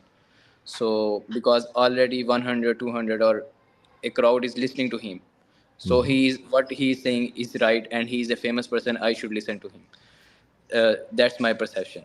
Mhm. But when we did that, uh, the same setup in our studio, the I don't know why our videos didn't get that much views. I am also confused there as well. Well, in fairness to you and other editors and to me, some of them are doing well. I mean, we are seeing many videos go 1, 2, even 3,000, but they're not getting like the 7,000 that this did. Let's just take a look at one and see if there's anything else. I'm going to click on this one where I'm talking at the end. Let's just take a look. They stand up to give their first speech, and they do this. This, when you stand like this, you're telling everybody you have to go to the restroom. Or, I'm afraid I might fall down. Now, what occurs to me there that's interesting is I'm putting my hands in front of my crotch, but you can't even see that. So it's, to me, it's kind of mystifying it did well because it doesn't even make sense. I know what I'm doing. because I'm holding my hands really low by my crotch, which is what people do when they're nervous. But it just occurred to me, you don't even see that. Now I'm Yes. grabbing a lectern. So there's more movement here. There is movement. Yeah. Down. So I better hold on to this. And do you know who else uses hands? All of you. I have been working with people for 22 years, coaching them on how to be a better presenter. I've yet to have someone come up who moves his hands too much. They stand up to give their first speech, and they do this. Okay, so we don't actually show any crowd there. I mean, in theory, I could have been in a studio completely alone doing that, which is one reason why, Mohammed, because you helped me set this up, but it's one reason why we created this particular setup with the camera low and the curtains behind, is we actually wanted to look like that last video you saw where it appears I'm on stage speaking to people and I'm using this angle. I typically am not looking at the camera. I want to appear to be looking at the audience. Because here's where I'm confused. There's really nothing in that room. I mean, you see logos on the wall of the AMA, which is where I was giving that particular speech. And I guess there's a slight echo in the voice. But beyond that, we didn't show any crowd shots there. And yet that video really resonated with people. Again, people love this body language stuff. And I guess my frustration is you can have the world's greatest body language all the time. If you don't have an interesting message, interesting stories fleshing out your messages, no one's going to care about your body language. So this is where there's a slight disconnect from what the experts think is really important and what the public does. And ideally, we figure out a way of making everyone happy by addressing the concerns of both. And I'm just not sure I figured out the right way of doing that mix yet. So any other thoughts on that, Mohammed?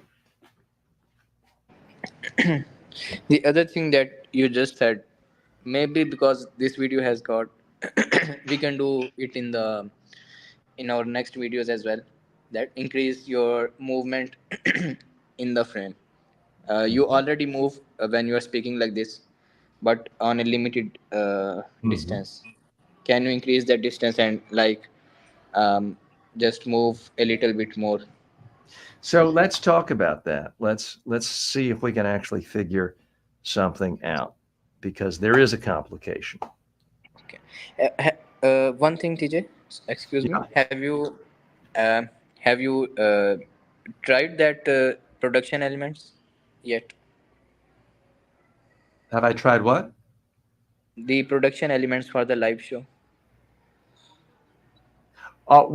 We aired them earlier. We reviewed them. We've not started using them, but they all look good to me except the logo. We can't, the logo is completely unreadable. We have to put it under, I think, just a white banner so that there's contrast. There's no contrast now. There was one or two. Ben has the production notes. There were one or two things. So here's what we do. This angle, which you're familiar with. And so typically I'm either starting here and I'm moving and then I'm going like this to make it appear I'm on stage, or I'm starting from here and I'm going this way and doing the 20, 30 seconds. So it's not a lot of movement. The problem is if I go wider, I'm going back to camera 2. If I pull out, you see all this, and so now it looks messy. So now I'm moving.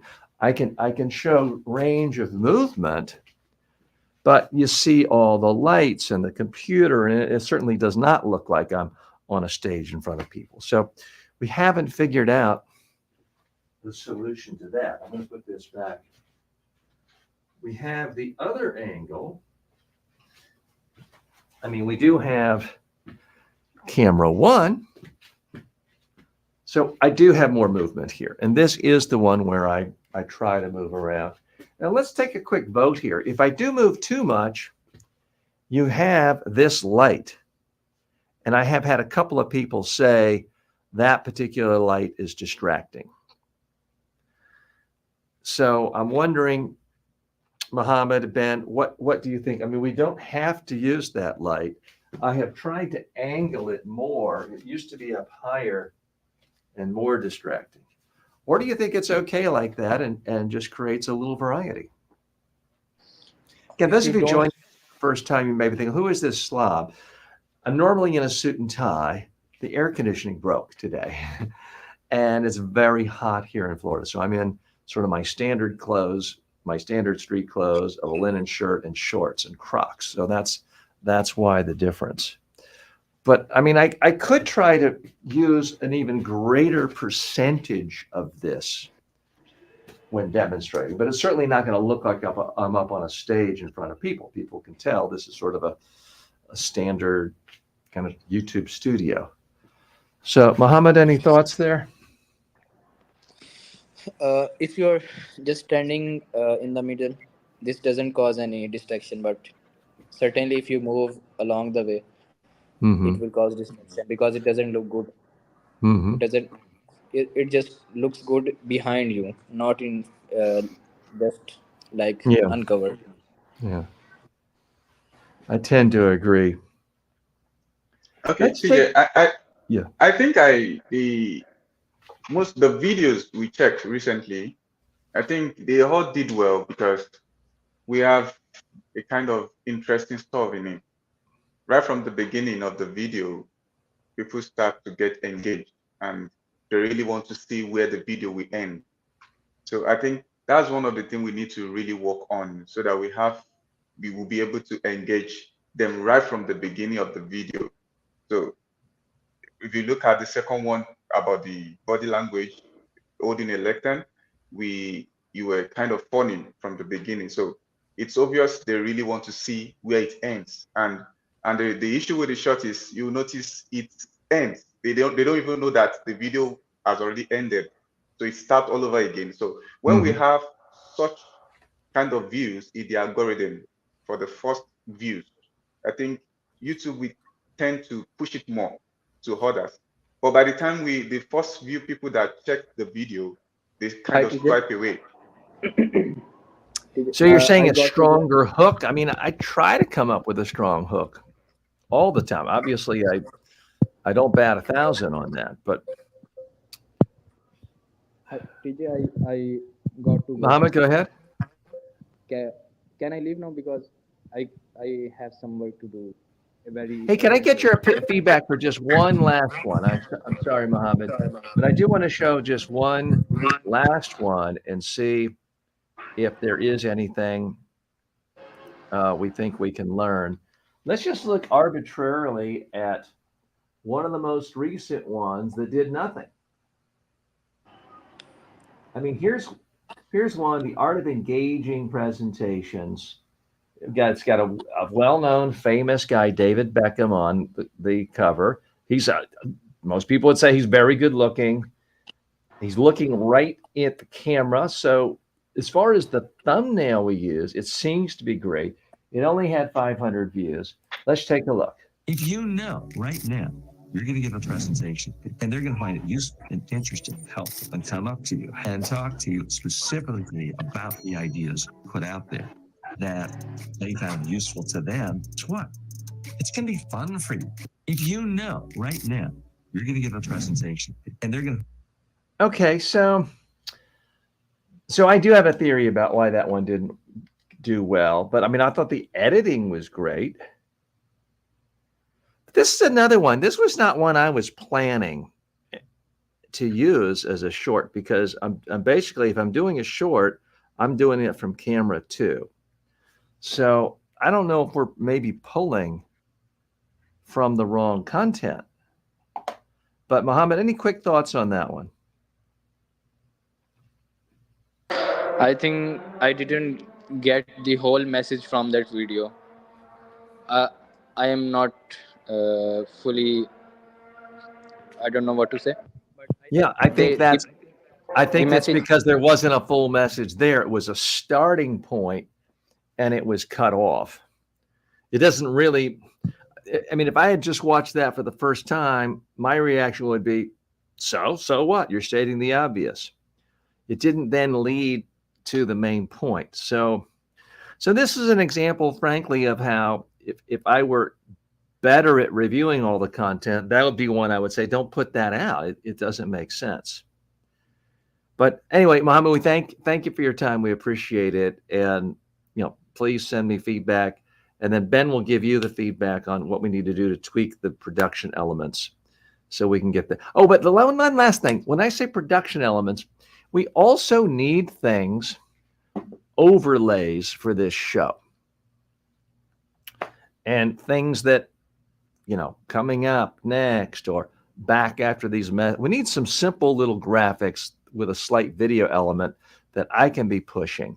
So I need you to think about how to do that. And then you're going to come up with, I guess, new music and our new opening episode based on the green screen stuff I gave you, correct? Sure, TJ. Sure. Great. All right. Thanks, Mohammed. We'll let you go. Appreciate your time as always. Thanks. So, Bye. Ben, I know we had an issue before where I was sending the entire StreamYard video where people are seeing me, front and center. And I guess some editors were pulling out of that. But typically, when I'm doing content that I think is short, I'm doing it from camera 2. So that's one, I don't think that was one I ever intended to be done as a short. So now I guess I have a workflow question to you. How does something like that, again, it's my fault for not reviewing everything, but how does something like that get made? Because it doesn't really make sense, and it wasn't one that I was planning to my knowledge. I mean, you may see footage there where I say right beforehand, hey, let me do this as a short form looking at camera 3, and I paused and I did it. So it may be one because my memory is not perfect. Yes, but I'm just wondering if right. you have a sense of the workflow and how Yes, we're you're right. monitoring our various editors. Yes, you're right. That's not one of the one plan for to be a short. But I think I spoke with one of the editors, and what he promised me is he's very sure of what he's going to do. And then he promised that he's not going to, when we have a content where we just have like a tip, we are not really giving them the full understanding of what the whole video is all about. Just a tip, and then they will tend to want to watch more, or they tend to want to see what really happens.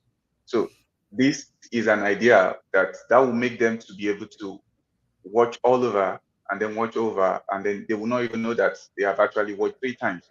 Mm-hmm. So that was the kind of idea he's bringing in. And then I noticed a couple of his videos worked out.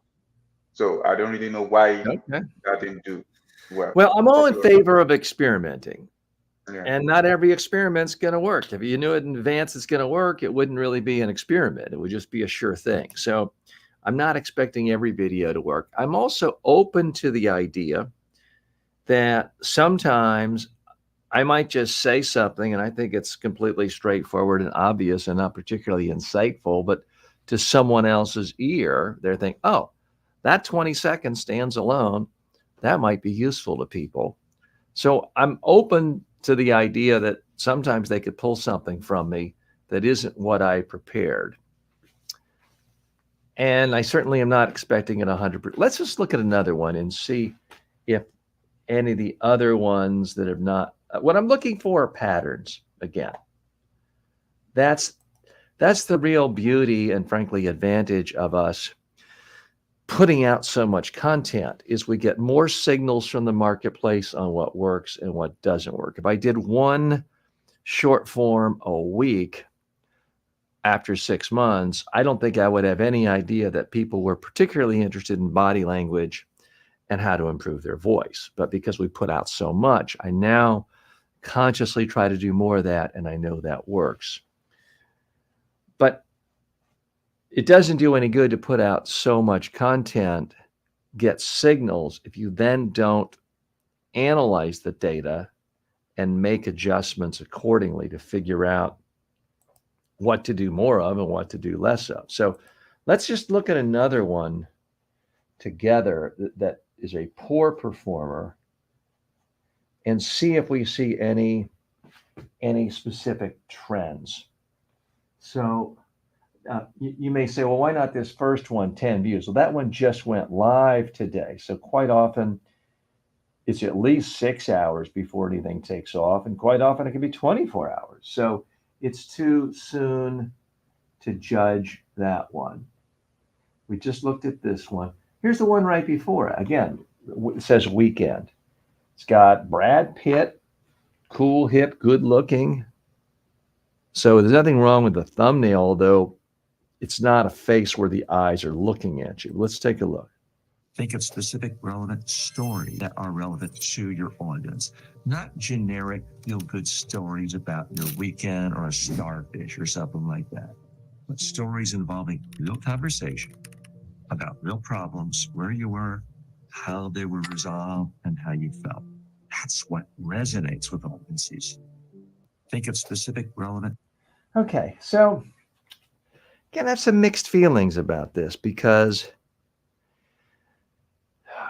it's good information. I'm just worried if it makes sense without the context of me setting up, why we care about stories and other aspects of select. Again, it's not one that I prepared as a short form. It appears to be something the editor simply grabbed out of the whole feed. And to me, it doesn't have a strong hook. You listen to it and I give useful information on tips on how to tell stories and why it's important. It didn't seem like it had a strong hook. It was not one I was mentally preparing. Let's see if we're seeing 2 is not a trend yet. Let's keep looking and see if we can spot others that are not doing well. Because so far, 2 for 2 have been ones I was not planning on using as a short. Let's scroll further. Okay. Now this is interesting. I haven't seen it yet. Discover your voice's hidden potential. So this is one I would have thought would have done well because people really like anything to do with voice. So let's look at this one. As a speaker, your voice is your instrument. You have to preserve it. You have to protect it. What does that mean? It means don't yell, don't scream.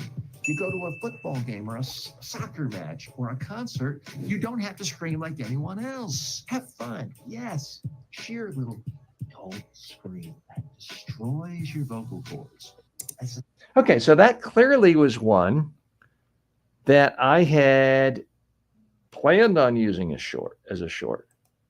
It's one that I thought would be really popular because so many of my most popular videos have been about voice and how to use your voice more effectively. It's also a really important tip because so many people destroy their voice by yelling and screaming.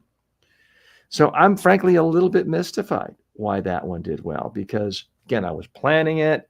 I did the layout with the camera 2. I thought the editing was frankly fantastic. Interesting clips and cartoons, and it wasn't boring for a second. So that's a little bit mystifying. Elias stops by and says hello and gives a little heart message. Thanks so much for that. Okay. And Ben, I just now saw your comment. So I don't know if that was from the past or if that's right now. Is that applying to right now? Okay. You know what? Let's go ahead and take a break. We're going to take a commercial break where I'm going to show you commercials I've made for Amazon, the Amazon Influencer Program. So we're going to show some commercials. We'll be back in a couple of minutes. Today is a little bit of a different day. Air conditioning's broken. You can literally see me sweating and looking, I hate to say it, kind of slimy because I am sweating. So let's take a break, and I am going to share my screen, and we're going to watch some Amazon influencer ads. I want you to see these, not because I want you to buy every product, but because I do want you to get inspired to make your own ads, to be an influencer, to try to get into the game. So I am attempting to share these ads. I'm having a slight computer problem. There we go. I'm going to go to my folder.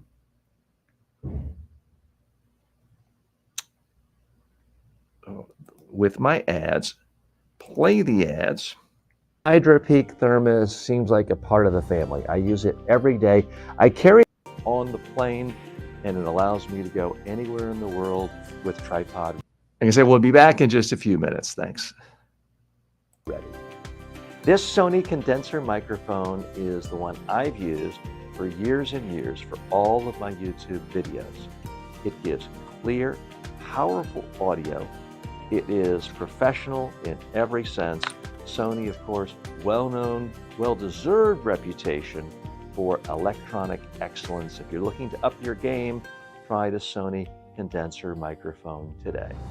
Of course, you want to look your best. I want to look my best, but you want to sound your best too.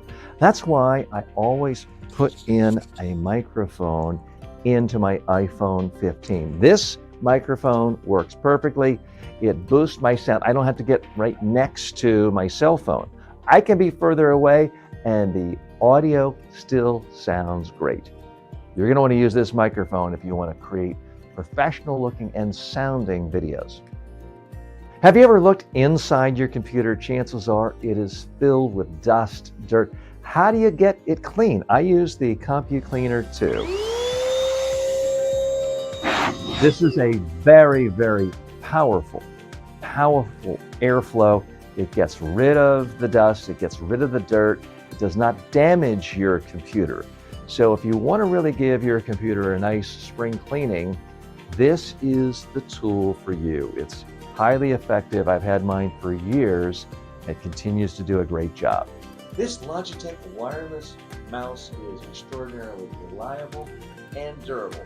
I've had it for about 10 years. It still works well. I've even broken the back off. No fault of the mouse, that's just me being clumsy. And it still works great. In this high-tech world we live in, why would anyone want an old-fashioned notepad? Because there's something about actually getting a pen or a pencil, writing it down on paper. It makes it more meaningful, more memorable. I love these notepads. They're simple, easy to carry, and they require no batteries. The SanDisk 2 terabyte hard drive is flexible. It's very light, as you can see, and it stores a mountain of information. These straps are why I can play pickleball in the hot Florida sun and not worry about my glasses falling off. Hi, I'm TJ with the TJ Walker Success Channel, and I love exercise and I love being active, but it's tough if you wear glasses and you're in the hot Florida sun. That's why I always use these straps, because it just fits right on each side of your glass. It slips on. Then I can tighten this so that it's right up against the back of my head. So if I'm shaking things, I'm on the pickleball court, I'm running around, my glasses are not bouncing around. I don't have to worry about them falling off, because this has happened to me before. I've been playing pickleball, ball comes at me, I jump out of the way, my glasses have fallen down and been badly scratched. I don't have to worry about that anymore. I don't have to worry about running and almost diving and the glasses just flying off.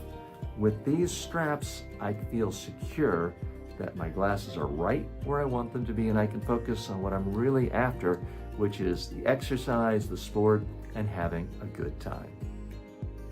This 3M transport tape really does the job. I can put it on my skin, even sensitive areas around here, and it stays stuck as long as I want it, but I can peel it off. It doesn't tear my skin the way other medical tapes have done in the past. So it's just the right amount of stickiness. I use it every single day, regardless of how often you need to use medical tape. This is a very high quality product. This Talami Kids backpack is versatile. It works well taking any book you need to school. What do you like about this book bag? There's a lot of different pockets, so I could place a lot of my folders and pencils in here. And there's a lot of space in here. So there you have it. Kids like it and their parents like it. I love these floating shelves because they look modern. They look contemporary. They look elegant. They don't take up too much space. It's the perfect thing for my TV set. I've used the Shure microphone for years for my podcast, for my live streams. It is high quality audio. You won't regret it. Your fans, your followers, your tribe will enjoy listening to you with it. This Samsung 85-inch TV will turn any room in your home into a movie theater. It is gigantic, and it creates a movie experience right in your home. I love them so much. We're back live. I'm with my producer, Chief Operating Officer. Ben is joining us. Thanks so much for watching. Again, today's a little bit of a different day, and that our air conditioner broke. It's too hot to wear a suit and tie and put on makeup without sweating through it. So we can't really create content where I'm trying to demonstrate best practices of here's how you look calm, cool, and collected and confident if I'm sweating through it. So we're not using this time the way we normally do, which is kind of a 2-for-1 thing where it's a live show for you answering questions, but it's also creating the rough draft, raw material footage for edited short form and long form content about communication skills. So Ben and I are just walking through and trying to analyze trends that we can act upon. We're trying to sift through the data to figure out what to do more of and what to do less of. This is supposedly Mr. Beast's true strength, analyzing data, having the patience to go through and judge things in microseconds, milliseconds to say, oh, if I shave off the last eighth of a second, the video will perform better. Oh, if I show a little bit of teeth rather than a lot of teeth in the thumbnail, it will do better. It's that testing and looking at the data that I've frankly not been good at and have not had the patience to do, but I'm trying to get better. So we figured we'd use that opportunity today. Ben, I think I cut you off earlier. Did you want to comment on this last one before we move to another one? And your microphone is off. Okay, so basically what I was just trying to say is we need to try to improve on hooking the audience right from the beginning. Probably it might be by a thumbnail. The thumbnail will show up for them, and then, or the text on the thumbnail, or even the word, even the specific thing you start by saying. So we should work more on the hook. So basically, the way I've checked the algorithm is when we have a lot of people watch the video through, the first couple of hours that the video went live, it tends to do more well. So when we have a lot of viewers swiping off immediately they start the video, they just swipe to the next one. So that's the time as the video tends to do poorly. So we need to always work on hooking them right from the first seconds by a thumbnail or by what we say or by what comes out of your mouth. So that's basically what we need to do more on. I certainly agree with you conceptually. It makes perfect sense. As a practical matter, I'm not quite sure what I need to refine as I'm doing these, because in my own mind, I'm trying to do that every single time. And obviously, I'm not doing it well every time, or every video would have 10,000 or more views. Let's look at another one and see if we discern any patterns. And I appreciate those of you joining us today. Today is sort of live behind the scenes workshop. You see how a content creator in the communication space thinks about, strategizes, tries to refine improvement. We're analyzing our content right now, trying to figure out what's working so we can do more of it, what's not working so we can do less of it or improve it somehow. So let's take a look at another one here. Go to screen 2, share audio, share. So here's one, almost 3,000 views. Let me get rid of this tip. Okay, let's look at this one. Why you shouldn't hold a pen during presentations. Is it okay to hold a pen while you're giving a speech or presentation? You might think, well, I'll be more comfortable that way. That way, my hands won't shake.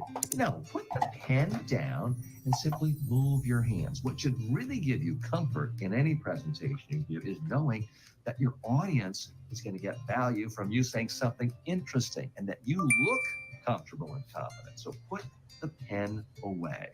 Is it okay to hold a pen? Okay, I am going to play it again. I just want to see, because I was distracted with the technical issues. I got to watch this again to try to analyze it. And while you're giving a speech or presentation, you might think, well, I'll be more comfortable that way. That way, my hands won't shake. No, put the pen down and simply move your hands. What should really give you comfort in any presentation you give is knowing that your audience is going to get value from you saying something interesting and that you look comfortable and confident. So put the pen away. Is it okay to hold a... All right. So that is one that I thought, I mean, I was clearly intending to do that because I was, anytime you see me in front of this curtain, not looking at the video, I'm specifically trying to make a short form content video that gets lots of views. So we know that I planned that one.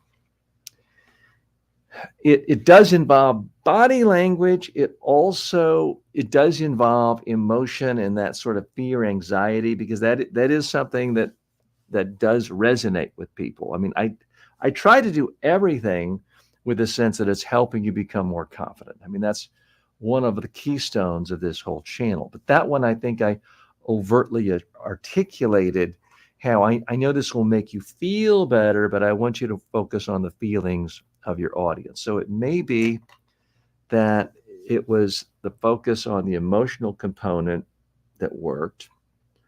I mean, I thought it was well edited, but let's bring Ben in. What are your thoughts on why that one actually worked? Yeah, if you actually look at the video, I think we're able to get a point that an arrow is pointing to the pen. So that happens to be a catching thumbnail for the video. And then we know that body language videos on body language, how to position yourself, it has been doing better. I think is basically on the content as well. So it has to do with what we're able to catch with the thumbnail and then the content of the video. Okay. So somehow, again, I'm trying to look at actionable lessons here. What can I really consciously do differently in the future to do more like that? I'm not sure I've crystallized it yet. If anyone's watching this either live or demand and you want to theorize with us, your theory's as good as mine at this point. So feel free to share. Let's look at another one that did not do well and see if we can learn any lessons from that. So I'm going to go to this screen. Here's one, Gary Vaynerchuk, maximizing your impact speaking opportunities. Let's see what's going on here. You have an opportunity to stand up and speak, or sit down at a conference table and speak, or sit in front of a camera and talk to people through Zoom or some other social media platform or meeting platform. Want to excel and exceed expectations. You have an opportunity to stand up and speak. Okay, so that I think I understand why it didn't do well. It makes no freaking sense. So I have to apologize to the audience. So I don't know, Ben, what do you think of that? Because I know that you're overworked. I won't say I'm overworked. I'll say I am sometimes distracted on other things. But that strikes me as an example of a video we just should have never put out because it's not what I intended. I certainly didn't intend for that to be put out as a short. Again, there may be times when I do say something interesting, I wasn't intending it, it came out, someone else sees it, and we use it. But that I don't think it just doesn't make sense. I don't even understand it, and that's me giving the advice. So that to me is not surprising. Do you have any thoughts on that? I think you are right. Basically, it doesn't really have a complete meaning, even though we are trying to, the editor is trying to get a content that probably we just be very short and then just it should still have a complete meaning and should have Yeah. an idea it's trying to pass across. So I think basically that has no specific meaning. So, I mean, making uh, great shorts is an art form, and I've clearly not mastered it at the point of being top 1%, although, the average video on YouTube supposedly has 3 views. I'm doing a lot better than average, but I haven't mastered this every time clearly. But I think with any short form that you see doing really well, it does one of a couple of things. If it's someone like Jenny Arroyo's, I believe is her name, she is the master at YouTube shorts because each one tells a whole compelling story and they're always like 33 and a third seconds long. She takes you on a whole journey. It's masterful, it's funny, it's entertaining. That's not what I'm trying to do. I think in the how-to space, in the information space, the personal development space, you have to deliver one good idea where someone can listen to it, watch it, and think, that's interesting. I didn't know that. I like that result. I can try that. That's worthwhile. You need something to get people to shake their head saying, now I understand something better. To me, this one doesn't pass that test. So let's take a note. That's now 3 out of the 4 videos that did not perform well were ones that I clearly had never intended it to be used. Now, again, it's not that I have the perfect golden gut and I know exactly what's going to work, but I am trying to get better. And I am spending a lot of time doing these on camera too. So we have the footage that seems more like I'm in front of a group. Let's look at another one, man. And because we may have to sort of impose a rule with our editors that unless I specifically say right before the video, if I'm on camera 3 or camera 1, you just can't use that footage unless I've specifically articulated, please use this as a short. Again, it's a small sample size. We looked at 4, and so far 3 of them have been these where I was not intending to use it. Let's just look at another one and see, because I mean, there's certainly going to be ones where I was planning it and it didn't work out. And we've seen one of those already. Okay, this one I don't know if we looked at again. The one that says voice, secrets to becoming an effective communicator. Let's take a look. Being a great communicator. Nothing to do with the quality of your voice, hand gestures, or any of that. Simply being a better editor and figuring out that's not essential. That's not essential. Good speakers know that you have to edit out most of the ideas you could talk about. Being a great communicator. Okay, so this one, again, it's another one. It's not me doing the curtain shot. And to me, that was edited too tightly. There's a fine line. You want to edit things down to get to the most interesting stuff.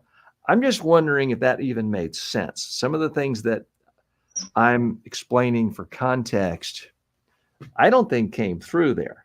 I think it was too tightly edited, and there wasn't enough connective tissue there to make sense. Ben, let me get your reaction. While you're doing that, I'm going to turn my lights back on because the lights have gone off of our accent lights. Go ahead, Ben. Okay. All right. So, to me, actually, I would expect such a video to do well because we've got a couple of such that did well. I think it doesn't really, it's not a kind of video that didn't really make sense. You're trying to explain something, but the only thing is it ended at the point where they want to learn more and they want to know more, and then that will probably be the thing, a hook that will probably hook them to be able to watch more. So I think that's what the editor was planning on doing.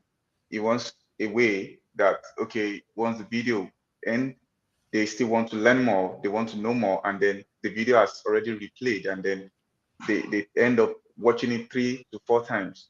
So I think that's the basic. But basically, I would have hoped that did well. Actually don't have an idea because if you watch a couple of such videos that did well, we have a similar content where you just speak on Oh, something well, it's and definitely similar content. I'm talking about how to use your voice effectively. I already know that's one of the most popular themes. But we have to judge every video based on, the totality of the experience for the viewer. And if it has no views, that tells us people swiped away quickly. They did not watch it multiple times. They didn't watch it again. They didn't share it. So, I mean, we do know that. Let's watch it again and see if there's anything else we can discern from this.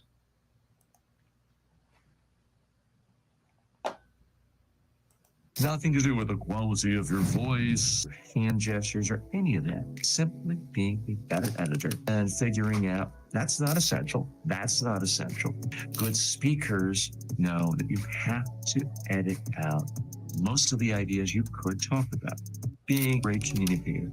Nothing to do with the quality of your voice, hand gestures, or any of that. Simply being a better editor. And okay, so I think I see part of the problem is to say you've got to be a better editor. I think people are wondering, well, you talking about editing the video? Are you talking about editing my PowerPoint slides?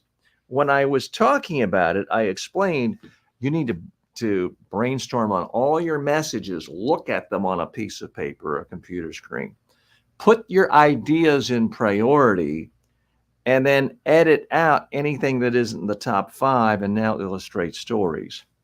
All of that was cut out. So I just don't think it's understandable. I think it's too confusing to people to just, I'm saying, to be a great speaker, it's not your voice or hands, it's being a better editor.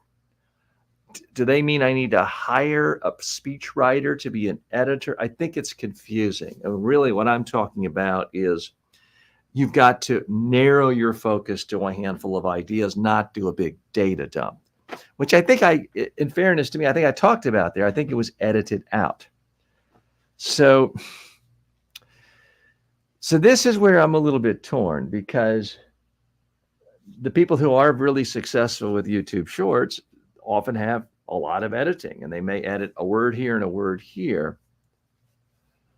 But it seems like we've seen a number of ones now where it's editing in a way that just doesn't make sense. I don't think it makes sense the way it is now. So if I had to put a finger on why this one did so poorly, it's confusing. I do think that one of the things that is consistent among YouTube Shorts that do really well is they're not confusing. You understand exactly what the point is. You might not even agree with the point. There may be some controversy, but you understand what the point is. So let's look at another one, see what we can learn. I'm looking over here. Let me go to the screen.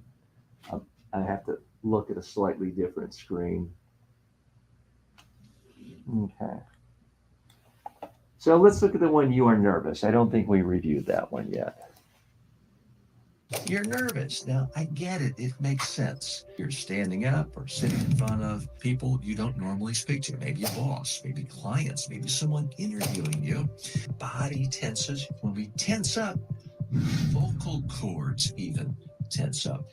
And before you know it, the volume goes down and we're kind of monotone. My tone is too consistent. It means it's boring.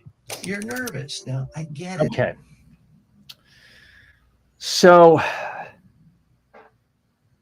I do think that there's a lot of interesting stuff in this one. But I also think it leaves people hanging. I don't tell them what to do. And in the short form ones where I'm on camera too, I try to really give them something specific that's actionable. So again, what I'm seeing is getting us into trouble, Ben, is when we're taking longer form content that I was not intending to use as a short, and we're compressing it, editing it out. It's ending up confusing people, is my perception. I mean, we did see one video where I had planned it and it was in front of the curtain, but now this is like 7 out of our 8 worst performing videos were all ones that I was not planning on using. So first of all, shame on me for not catching this earlier and reviewing these before they ever go out. So that is a shame on me. Let's let's be fair. Let's go look at a few more that have done really well, because we looked at some and I was in front of the curtain, meaning it was planned, but maybe we didn't look at a large enough database. Maybe others that are doing really well are ones where I wasn't planning it and it was the camera 3. So let's take a look at, Ben, did you want to say something? Yes, exactly. That's what I wanted you to say. I want you to look at those that did well too. So basically, you see a couple of others that Yeah. did well from the same kind of content. So we already looked at this one, why you shouldn't hold a pen. And that was Yeah. clearly one I had planned and prepared and make sure. Yeah, this is the late. Okay. Let's go to the top.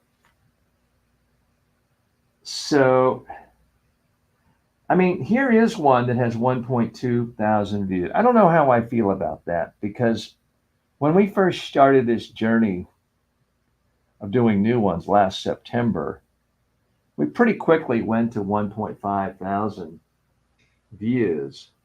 So in my own mind, I'm trying to figure out what's the cutoff of what I consider successful. Let's look. I don't think we looked at this one. Asked a question. What do you do if you're asked a question and you just don't know the answer? You could look embarrassed. You could go like this. You could look up. You could humma. You could make up something hoping you sound smart. No, just let people know I don't know. And if you can help them find information elsewhere, do so. Otherwise, go on to the next issue. No one will remember. What do you do? Okay, so that is one I clearly planned, thought of. I tried to come up with a strong hook that people could relate. Asked a question, I answered it, I gave people a specific tactic that they might not have known. I try to do that a lot. Doesn't always work, but I do consider that one a success, and it had more than 2,000 views. So that is one we plan. Let's look more and see what we're coming up with, if there's any other trends.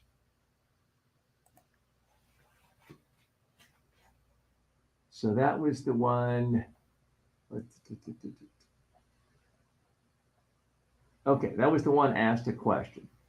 Yeah. We looked at these two that did poorly. Yes, we looked at. We know that the Nail Your Presentation wasn't a huge hit. It had less than 900. But the pen one at 2.7 thousand was a success. Clearly was planned. We looked at the voice one. That was one that was not planned. Only 1,000. I'm not going to count that as a success. Okay, here's one, thirsty during a speech. Oh, now I know that I plan to do this one, and it's Yes. not the usual one with a curtain, but I had to show a bottle. So that one, I guess, doesn't count. It was not a spontaneous one where the editor pulled it. I specifically recorded it in 4K and said, please use this one. The secret to perfecting every presentation. Did we look at that one yet, Ben? No, we've not. Okay. So it's almost, oh, that's 2.2 thousand. Let's take a look. Every presentation you ever give, there's a chance you meet expectations. There's a chance you fail to meet expectations and the other one's disappointed. There's also a chance that you exceed expectations. There's also a chance you not only exceed expectations, but you're really interesting and memorable. That is what you should be aiming for every single time. Every presentation you. All right. So I can't remember if that was one I prepared. I'm clearly not in front of the curtain, but it did make sense to me. I mean, it is an important point. It's a point I've said many times in trainings for years. What I don't know yet, did the editor stumble across that, or is that one where I recorded on 4K and specifically said, let's do that one? I don't remember.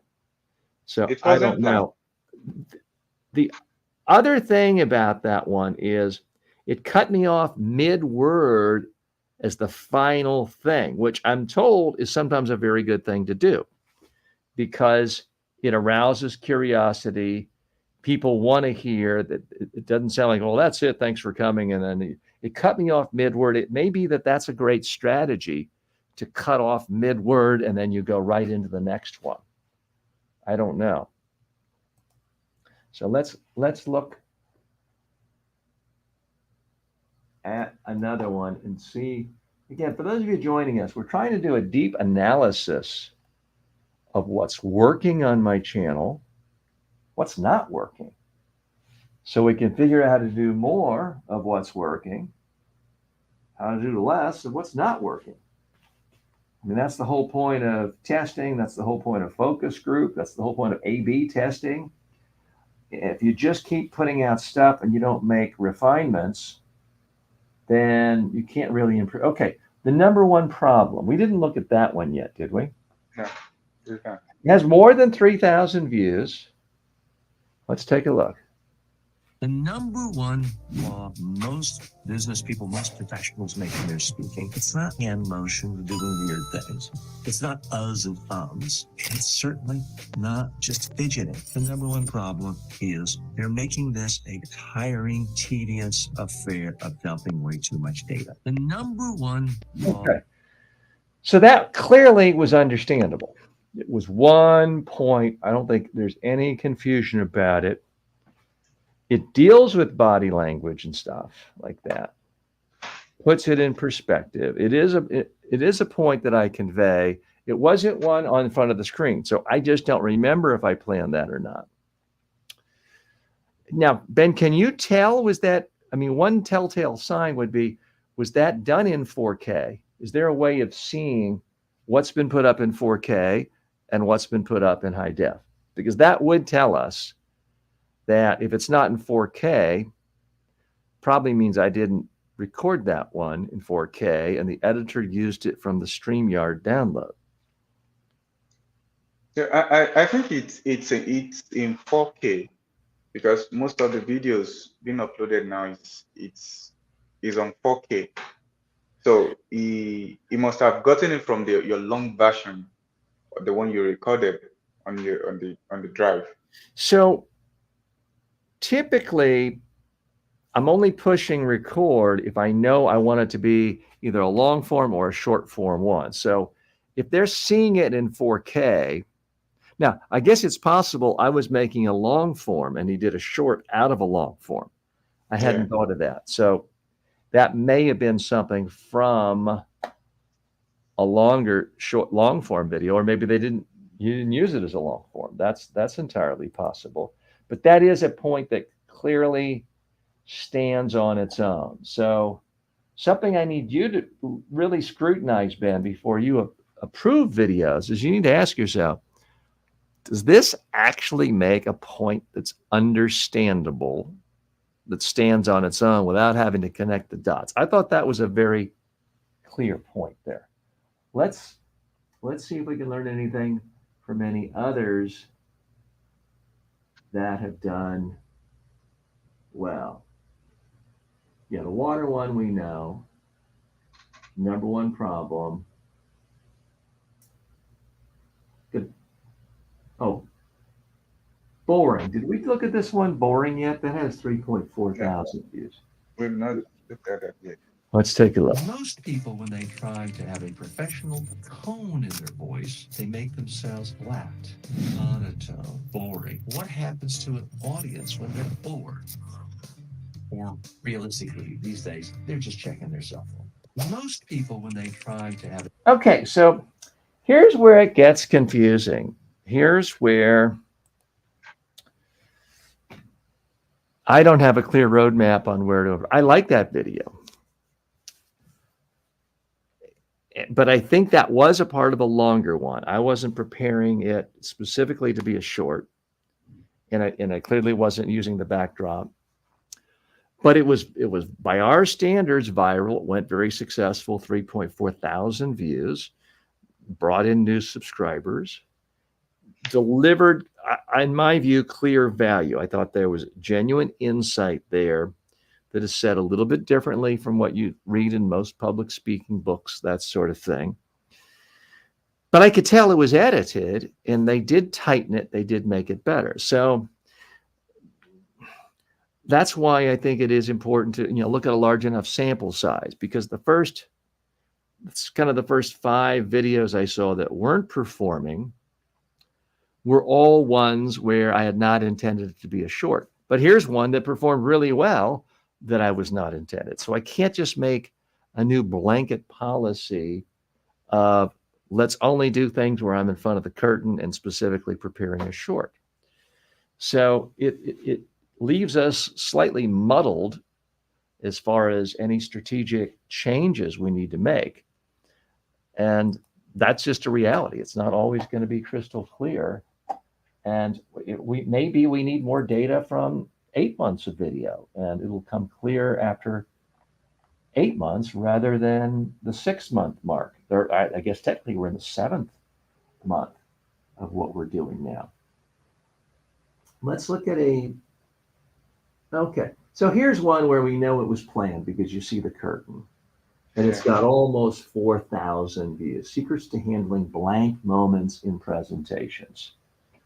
So that's one I kind of knew would be popular because it really, really does resonate with people. People ask me that question all the time. And the problem, of course, is if I'm doing 60 short videos a month, they can't all be about questions people ask me frequently. Some of them are going to have to be about questions that are thought about, but are not articulated as often. Let's take a look at this. I mean, this is one where it did poorly, less than 500 views. Newsflash, the world is awash in information. Everybody has access to all the information ever created in the world if they have a cell phone. It's all there. Everyone has access to Wikipedia. So when you're speaking to someone, it can't just be more facts, more numbers, more data, more bullet points, because people's eyes glaze over. Newsflash, the world is okay. So it's not, watching that, it's not surprising to me because it's not answering a question. It's not giving people an insight of how to do something differently. It's basically just saying, this is crappy. This one thing you're doing is crappy. So I'm standing in front of camera one. So that was not one I was intending to have as a short like that, because again, I'm trying to have a catchy opening, a provocative question that people can relate to, and then give them something actionable. That didn't have that. It just talked about the problem, and it was punished in the marketplace accordingly because only 400 people watched it. So the next video has literally 10 times as many views, 1,000, well, 10,000% more viewers. Let's look at it. What do you do if you're giving a presentation and someone asks a question of you? And it's not a stupid question. It's maybe some ways related to your topic of how to answer that question intelligently. Here's my recommendation. Don't try to fake it. Instead, be transparent and say, I see where your question relates to, in my case, some aspect of communication. But I don't know anything about that particular area, and I don't want to give you bad information. What do you do if you're giving a presentation? Okay, so again, on the one hand, I do understand why that video went well. People are often worried about that. What happens if someone asks me this question? So I know that that's an issue that resonates with people. I don't think I planned to do it, have that content turned into a short form, because I can see that the editor had to edit things together and take stuff out to make it concise. It's also interesting that that's not one of the, I forgot how many seconds that was, but that's not one of the shorter shorts. I mean, most of my really successful shorts are in the 11-second to 19-second range. That one certainly seemed to be way over 20 seconds. But it did resonate with people. But I think the editor saw it and said, let me make something of that. So I've got to give the editor credit for doing that. It does make a very clear-cut point. It does start with a question. I do think that quite often starting with a question that people have either asked themselves or they can relate to, and then delivering an answer and something actionable where they get a payoff for watching seems to be the pattern that's working, as opposed to, here's a common problem, don't do this, which we saw that format in the previous one. So let's look at another one. I'm reluctantly coming to the conclusion that I have to look at these more. Ben, I guess we really, and it's not that I have the magic gut, but a lot of these that are performing really well, I can look at it and say, I don't even understand that. If I don't understand it, I don't think it's going to work for the audience. Because typically when I see a video that's gotten 3, 4, 5, 7, 10,000 views, I say, well, okay, I like that video. And it makes a very clear point. It deals with a common question, gives a highly specific, actionable answer. So it's not typically a mystery to me as to why certain videos do well. And when I'm looking at these videos, not always, but most of the time, when I see a video that performed poorly, it's also not a mystery. But it's not as simple as saying I have to be in front of the curtain. Sometimes the team of editors edits something together a lot better than what I came up with myself. But sometimes it's edited in a way where it just doesn't really make sense. Ben, did we look at this Anthony Robbins one, When You Speak? Your mic is off, Ben. Your mic is off, Ben. We've not checked that. Let's take a look. Yeah. How do you really get people's attention when you speak? It's simple. Don't do a boring data dump of fact. Say something interesting to them, not to you. Don't tell them about how great you are, your qualifications. Give them one interesting idea, first 10 seconds, and they'll pay attention. Okay. So I think that is more the template of what we've got to do. I'm starting with a question. In my own mind, I'm thinking, I'm not going to talk for more than about 25 seconds. I'm going to ask a question people can relate to. I'm going to answer it. I'm going to be emphatic about it. And I'm going to give people a highly specific tip. Because I am seeing, of our ones that do really well, I'm seeing a lot more like this than the ones where it was kind of edited together of something I said in a longer format. Because that I don't think required any, there was B-roll editing of putting images over, but that was one take of me talking, unless a second or a pause was pulled out, but I don't think so. And that's what I'm trying to do more of, and it seems like more of those are doing well. Ben, any comments on that one? Yes, I think you are right. It's obvious when we have a question, it tends to hook the audience better from the beginning, and then when you answer the question within a couple of seconds, I think that's a great catch for the audience.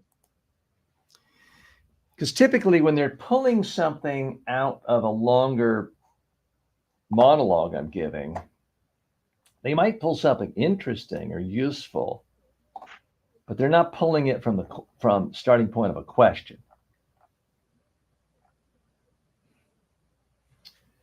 Let's go and look at some of the more popular ones again, but more recent ones.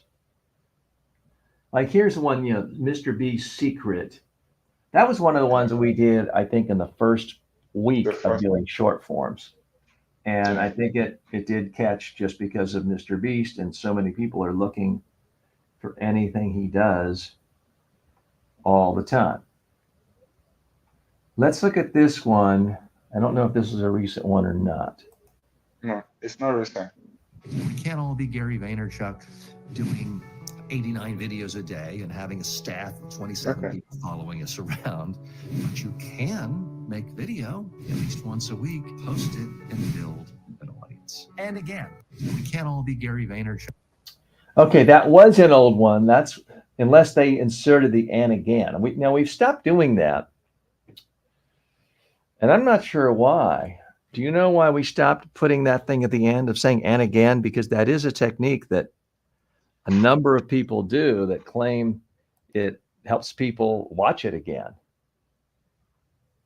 Yeah, I think when we started your new studio, we we've not really, I mean, incorporate those kind of catching words. But you sent me some raw file recently, and we got it edited, and that's why you are seeing new content being pulled. I mean, new Yeah. uh hooking words like and again being used now. Are So we seeing those again? yes, we are using it again now. Okay, maybe I missed that. Let's look at this one. Yeah. What do you do if an angry customer calls you and they are irate? Well, here's what you don't do. You don't debate them. You don't tell them they're wrong, and you don't bombard them with facts. The first thing you have to do is maybe listen to them and prove you're listening by summarizing what they're saying. Then you got to ask them, am I understanding you correctly? That has to happen before anything else good can happen. What do you do if an Okay, so that one isn't. I mean, that was done, I think, in the last 3 weeks because that was me sort of reacting to something I learned and thought about reading Charles Duhigg's new book, Super Communicators, which you've seen me endorse his book recently. So it starts off with a tough question. I'm dealing with anger and emotion. What's good about this one, I think, is it's not about public speaking and presenting. It's about dealing with an angry customer. Everyone can relate to that at some point. You can be 16 and have your first job working at a candy store, and you might have someone say, "Yeah, there's a worm on my Mounds bar."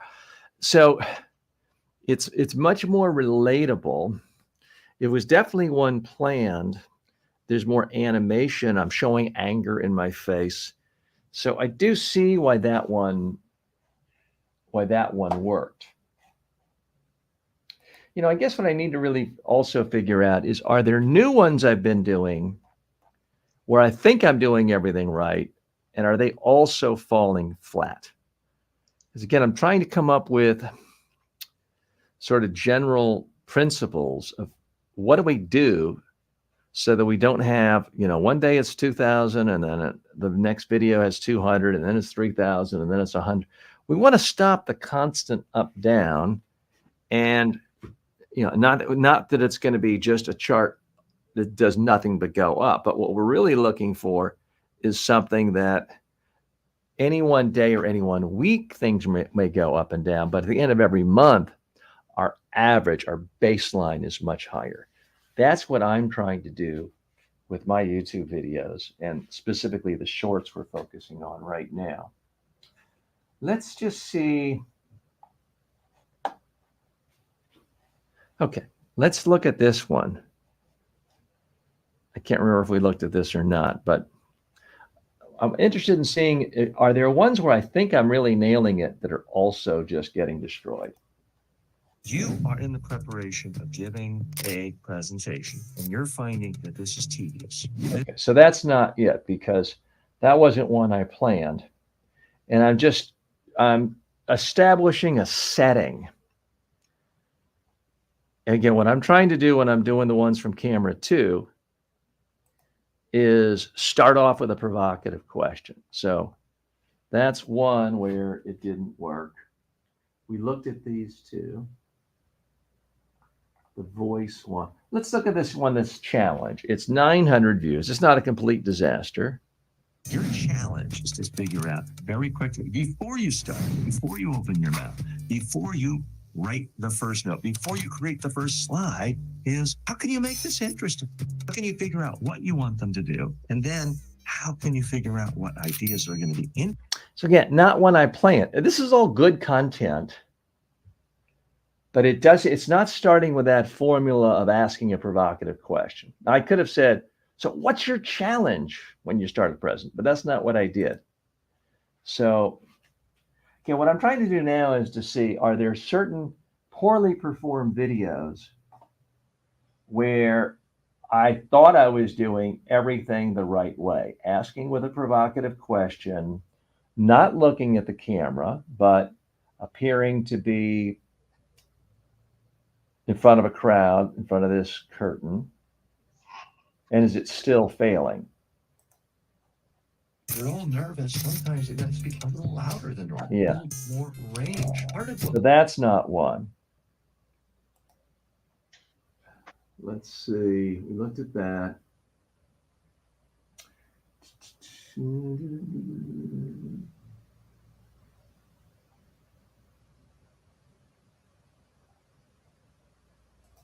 You are nervous. You're nervous. Now, I get it. It makes sense. No. Again, I'm describing something. I didn't start off with a question.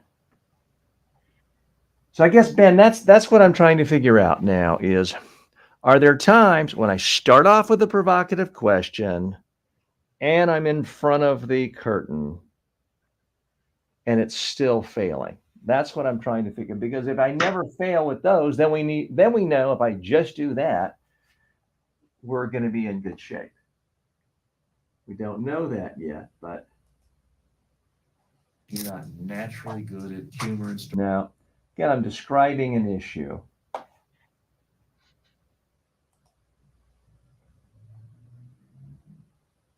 Why you care. The beauty of spoken communication is you can give people. Yeah, not a question.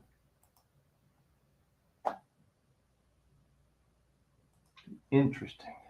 How do you really engage people when you're talking to them? The simple thing is be interested. No curtain.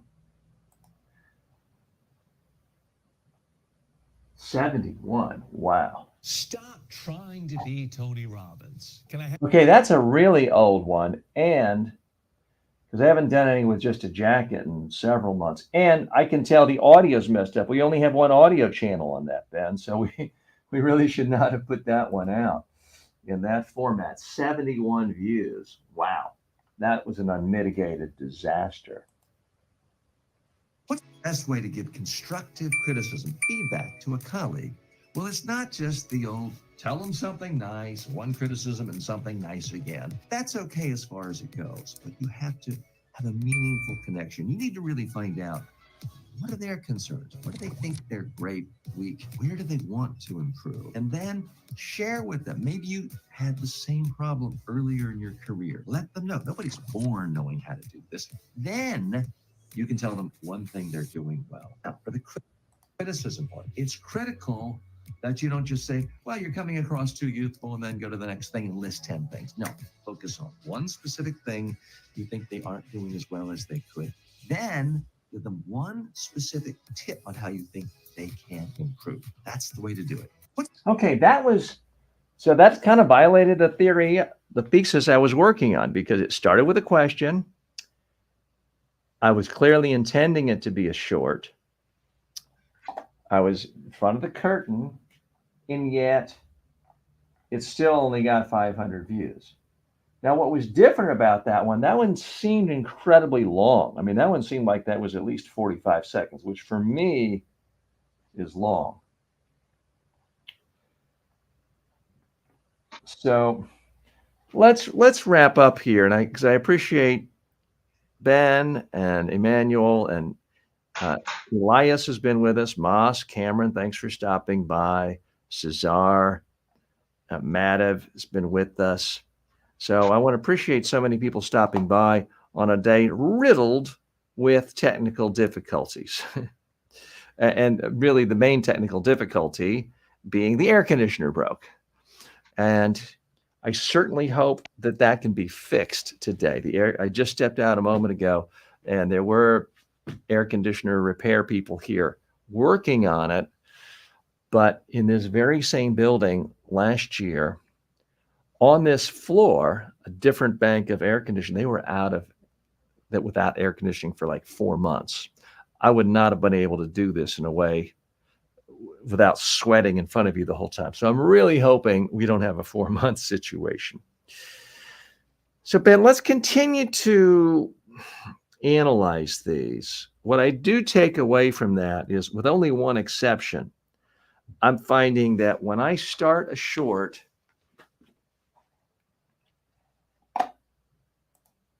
if I start a short with a provocative question, answer it this way with camera 2, and I get it in less than 30 seconds, I'm seeing almost all of those are doing well. We just saw one that wasn't. It was really the only one. And it went on, I went on too long. It was like a 45-second one. So what I'm taking away from this is, if I start with a provocative question, I'm not looking at the camera, so it seems like I'm talking to a lot of people, and I end with a strong, solid action item, and I do the whole thing in less than 25 seconds, it certainly appears to me that virtually all of those have done really well. And that should be our kind of default. We should focus on, because I'm putting out a lot of those. We should focus on that. Ben, is there any other message you take away from this? Yes, I got what you're saying, and I think you're right. So we'll probably be working more on those ones that Yeah. you have it. Okay. All right. I'm TJ Walker. Thanks for joining me today. Little bit of a different day, and that's okay. The show must go on. I appreciate you being a part of the show today. I will see you tomorrow, I hope in suit and tie, because I hope my air conditioner will be fixed. Ben, stay with us, and we'll say goodbye to everyone else. Thanks.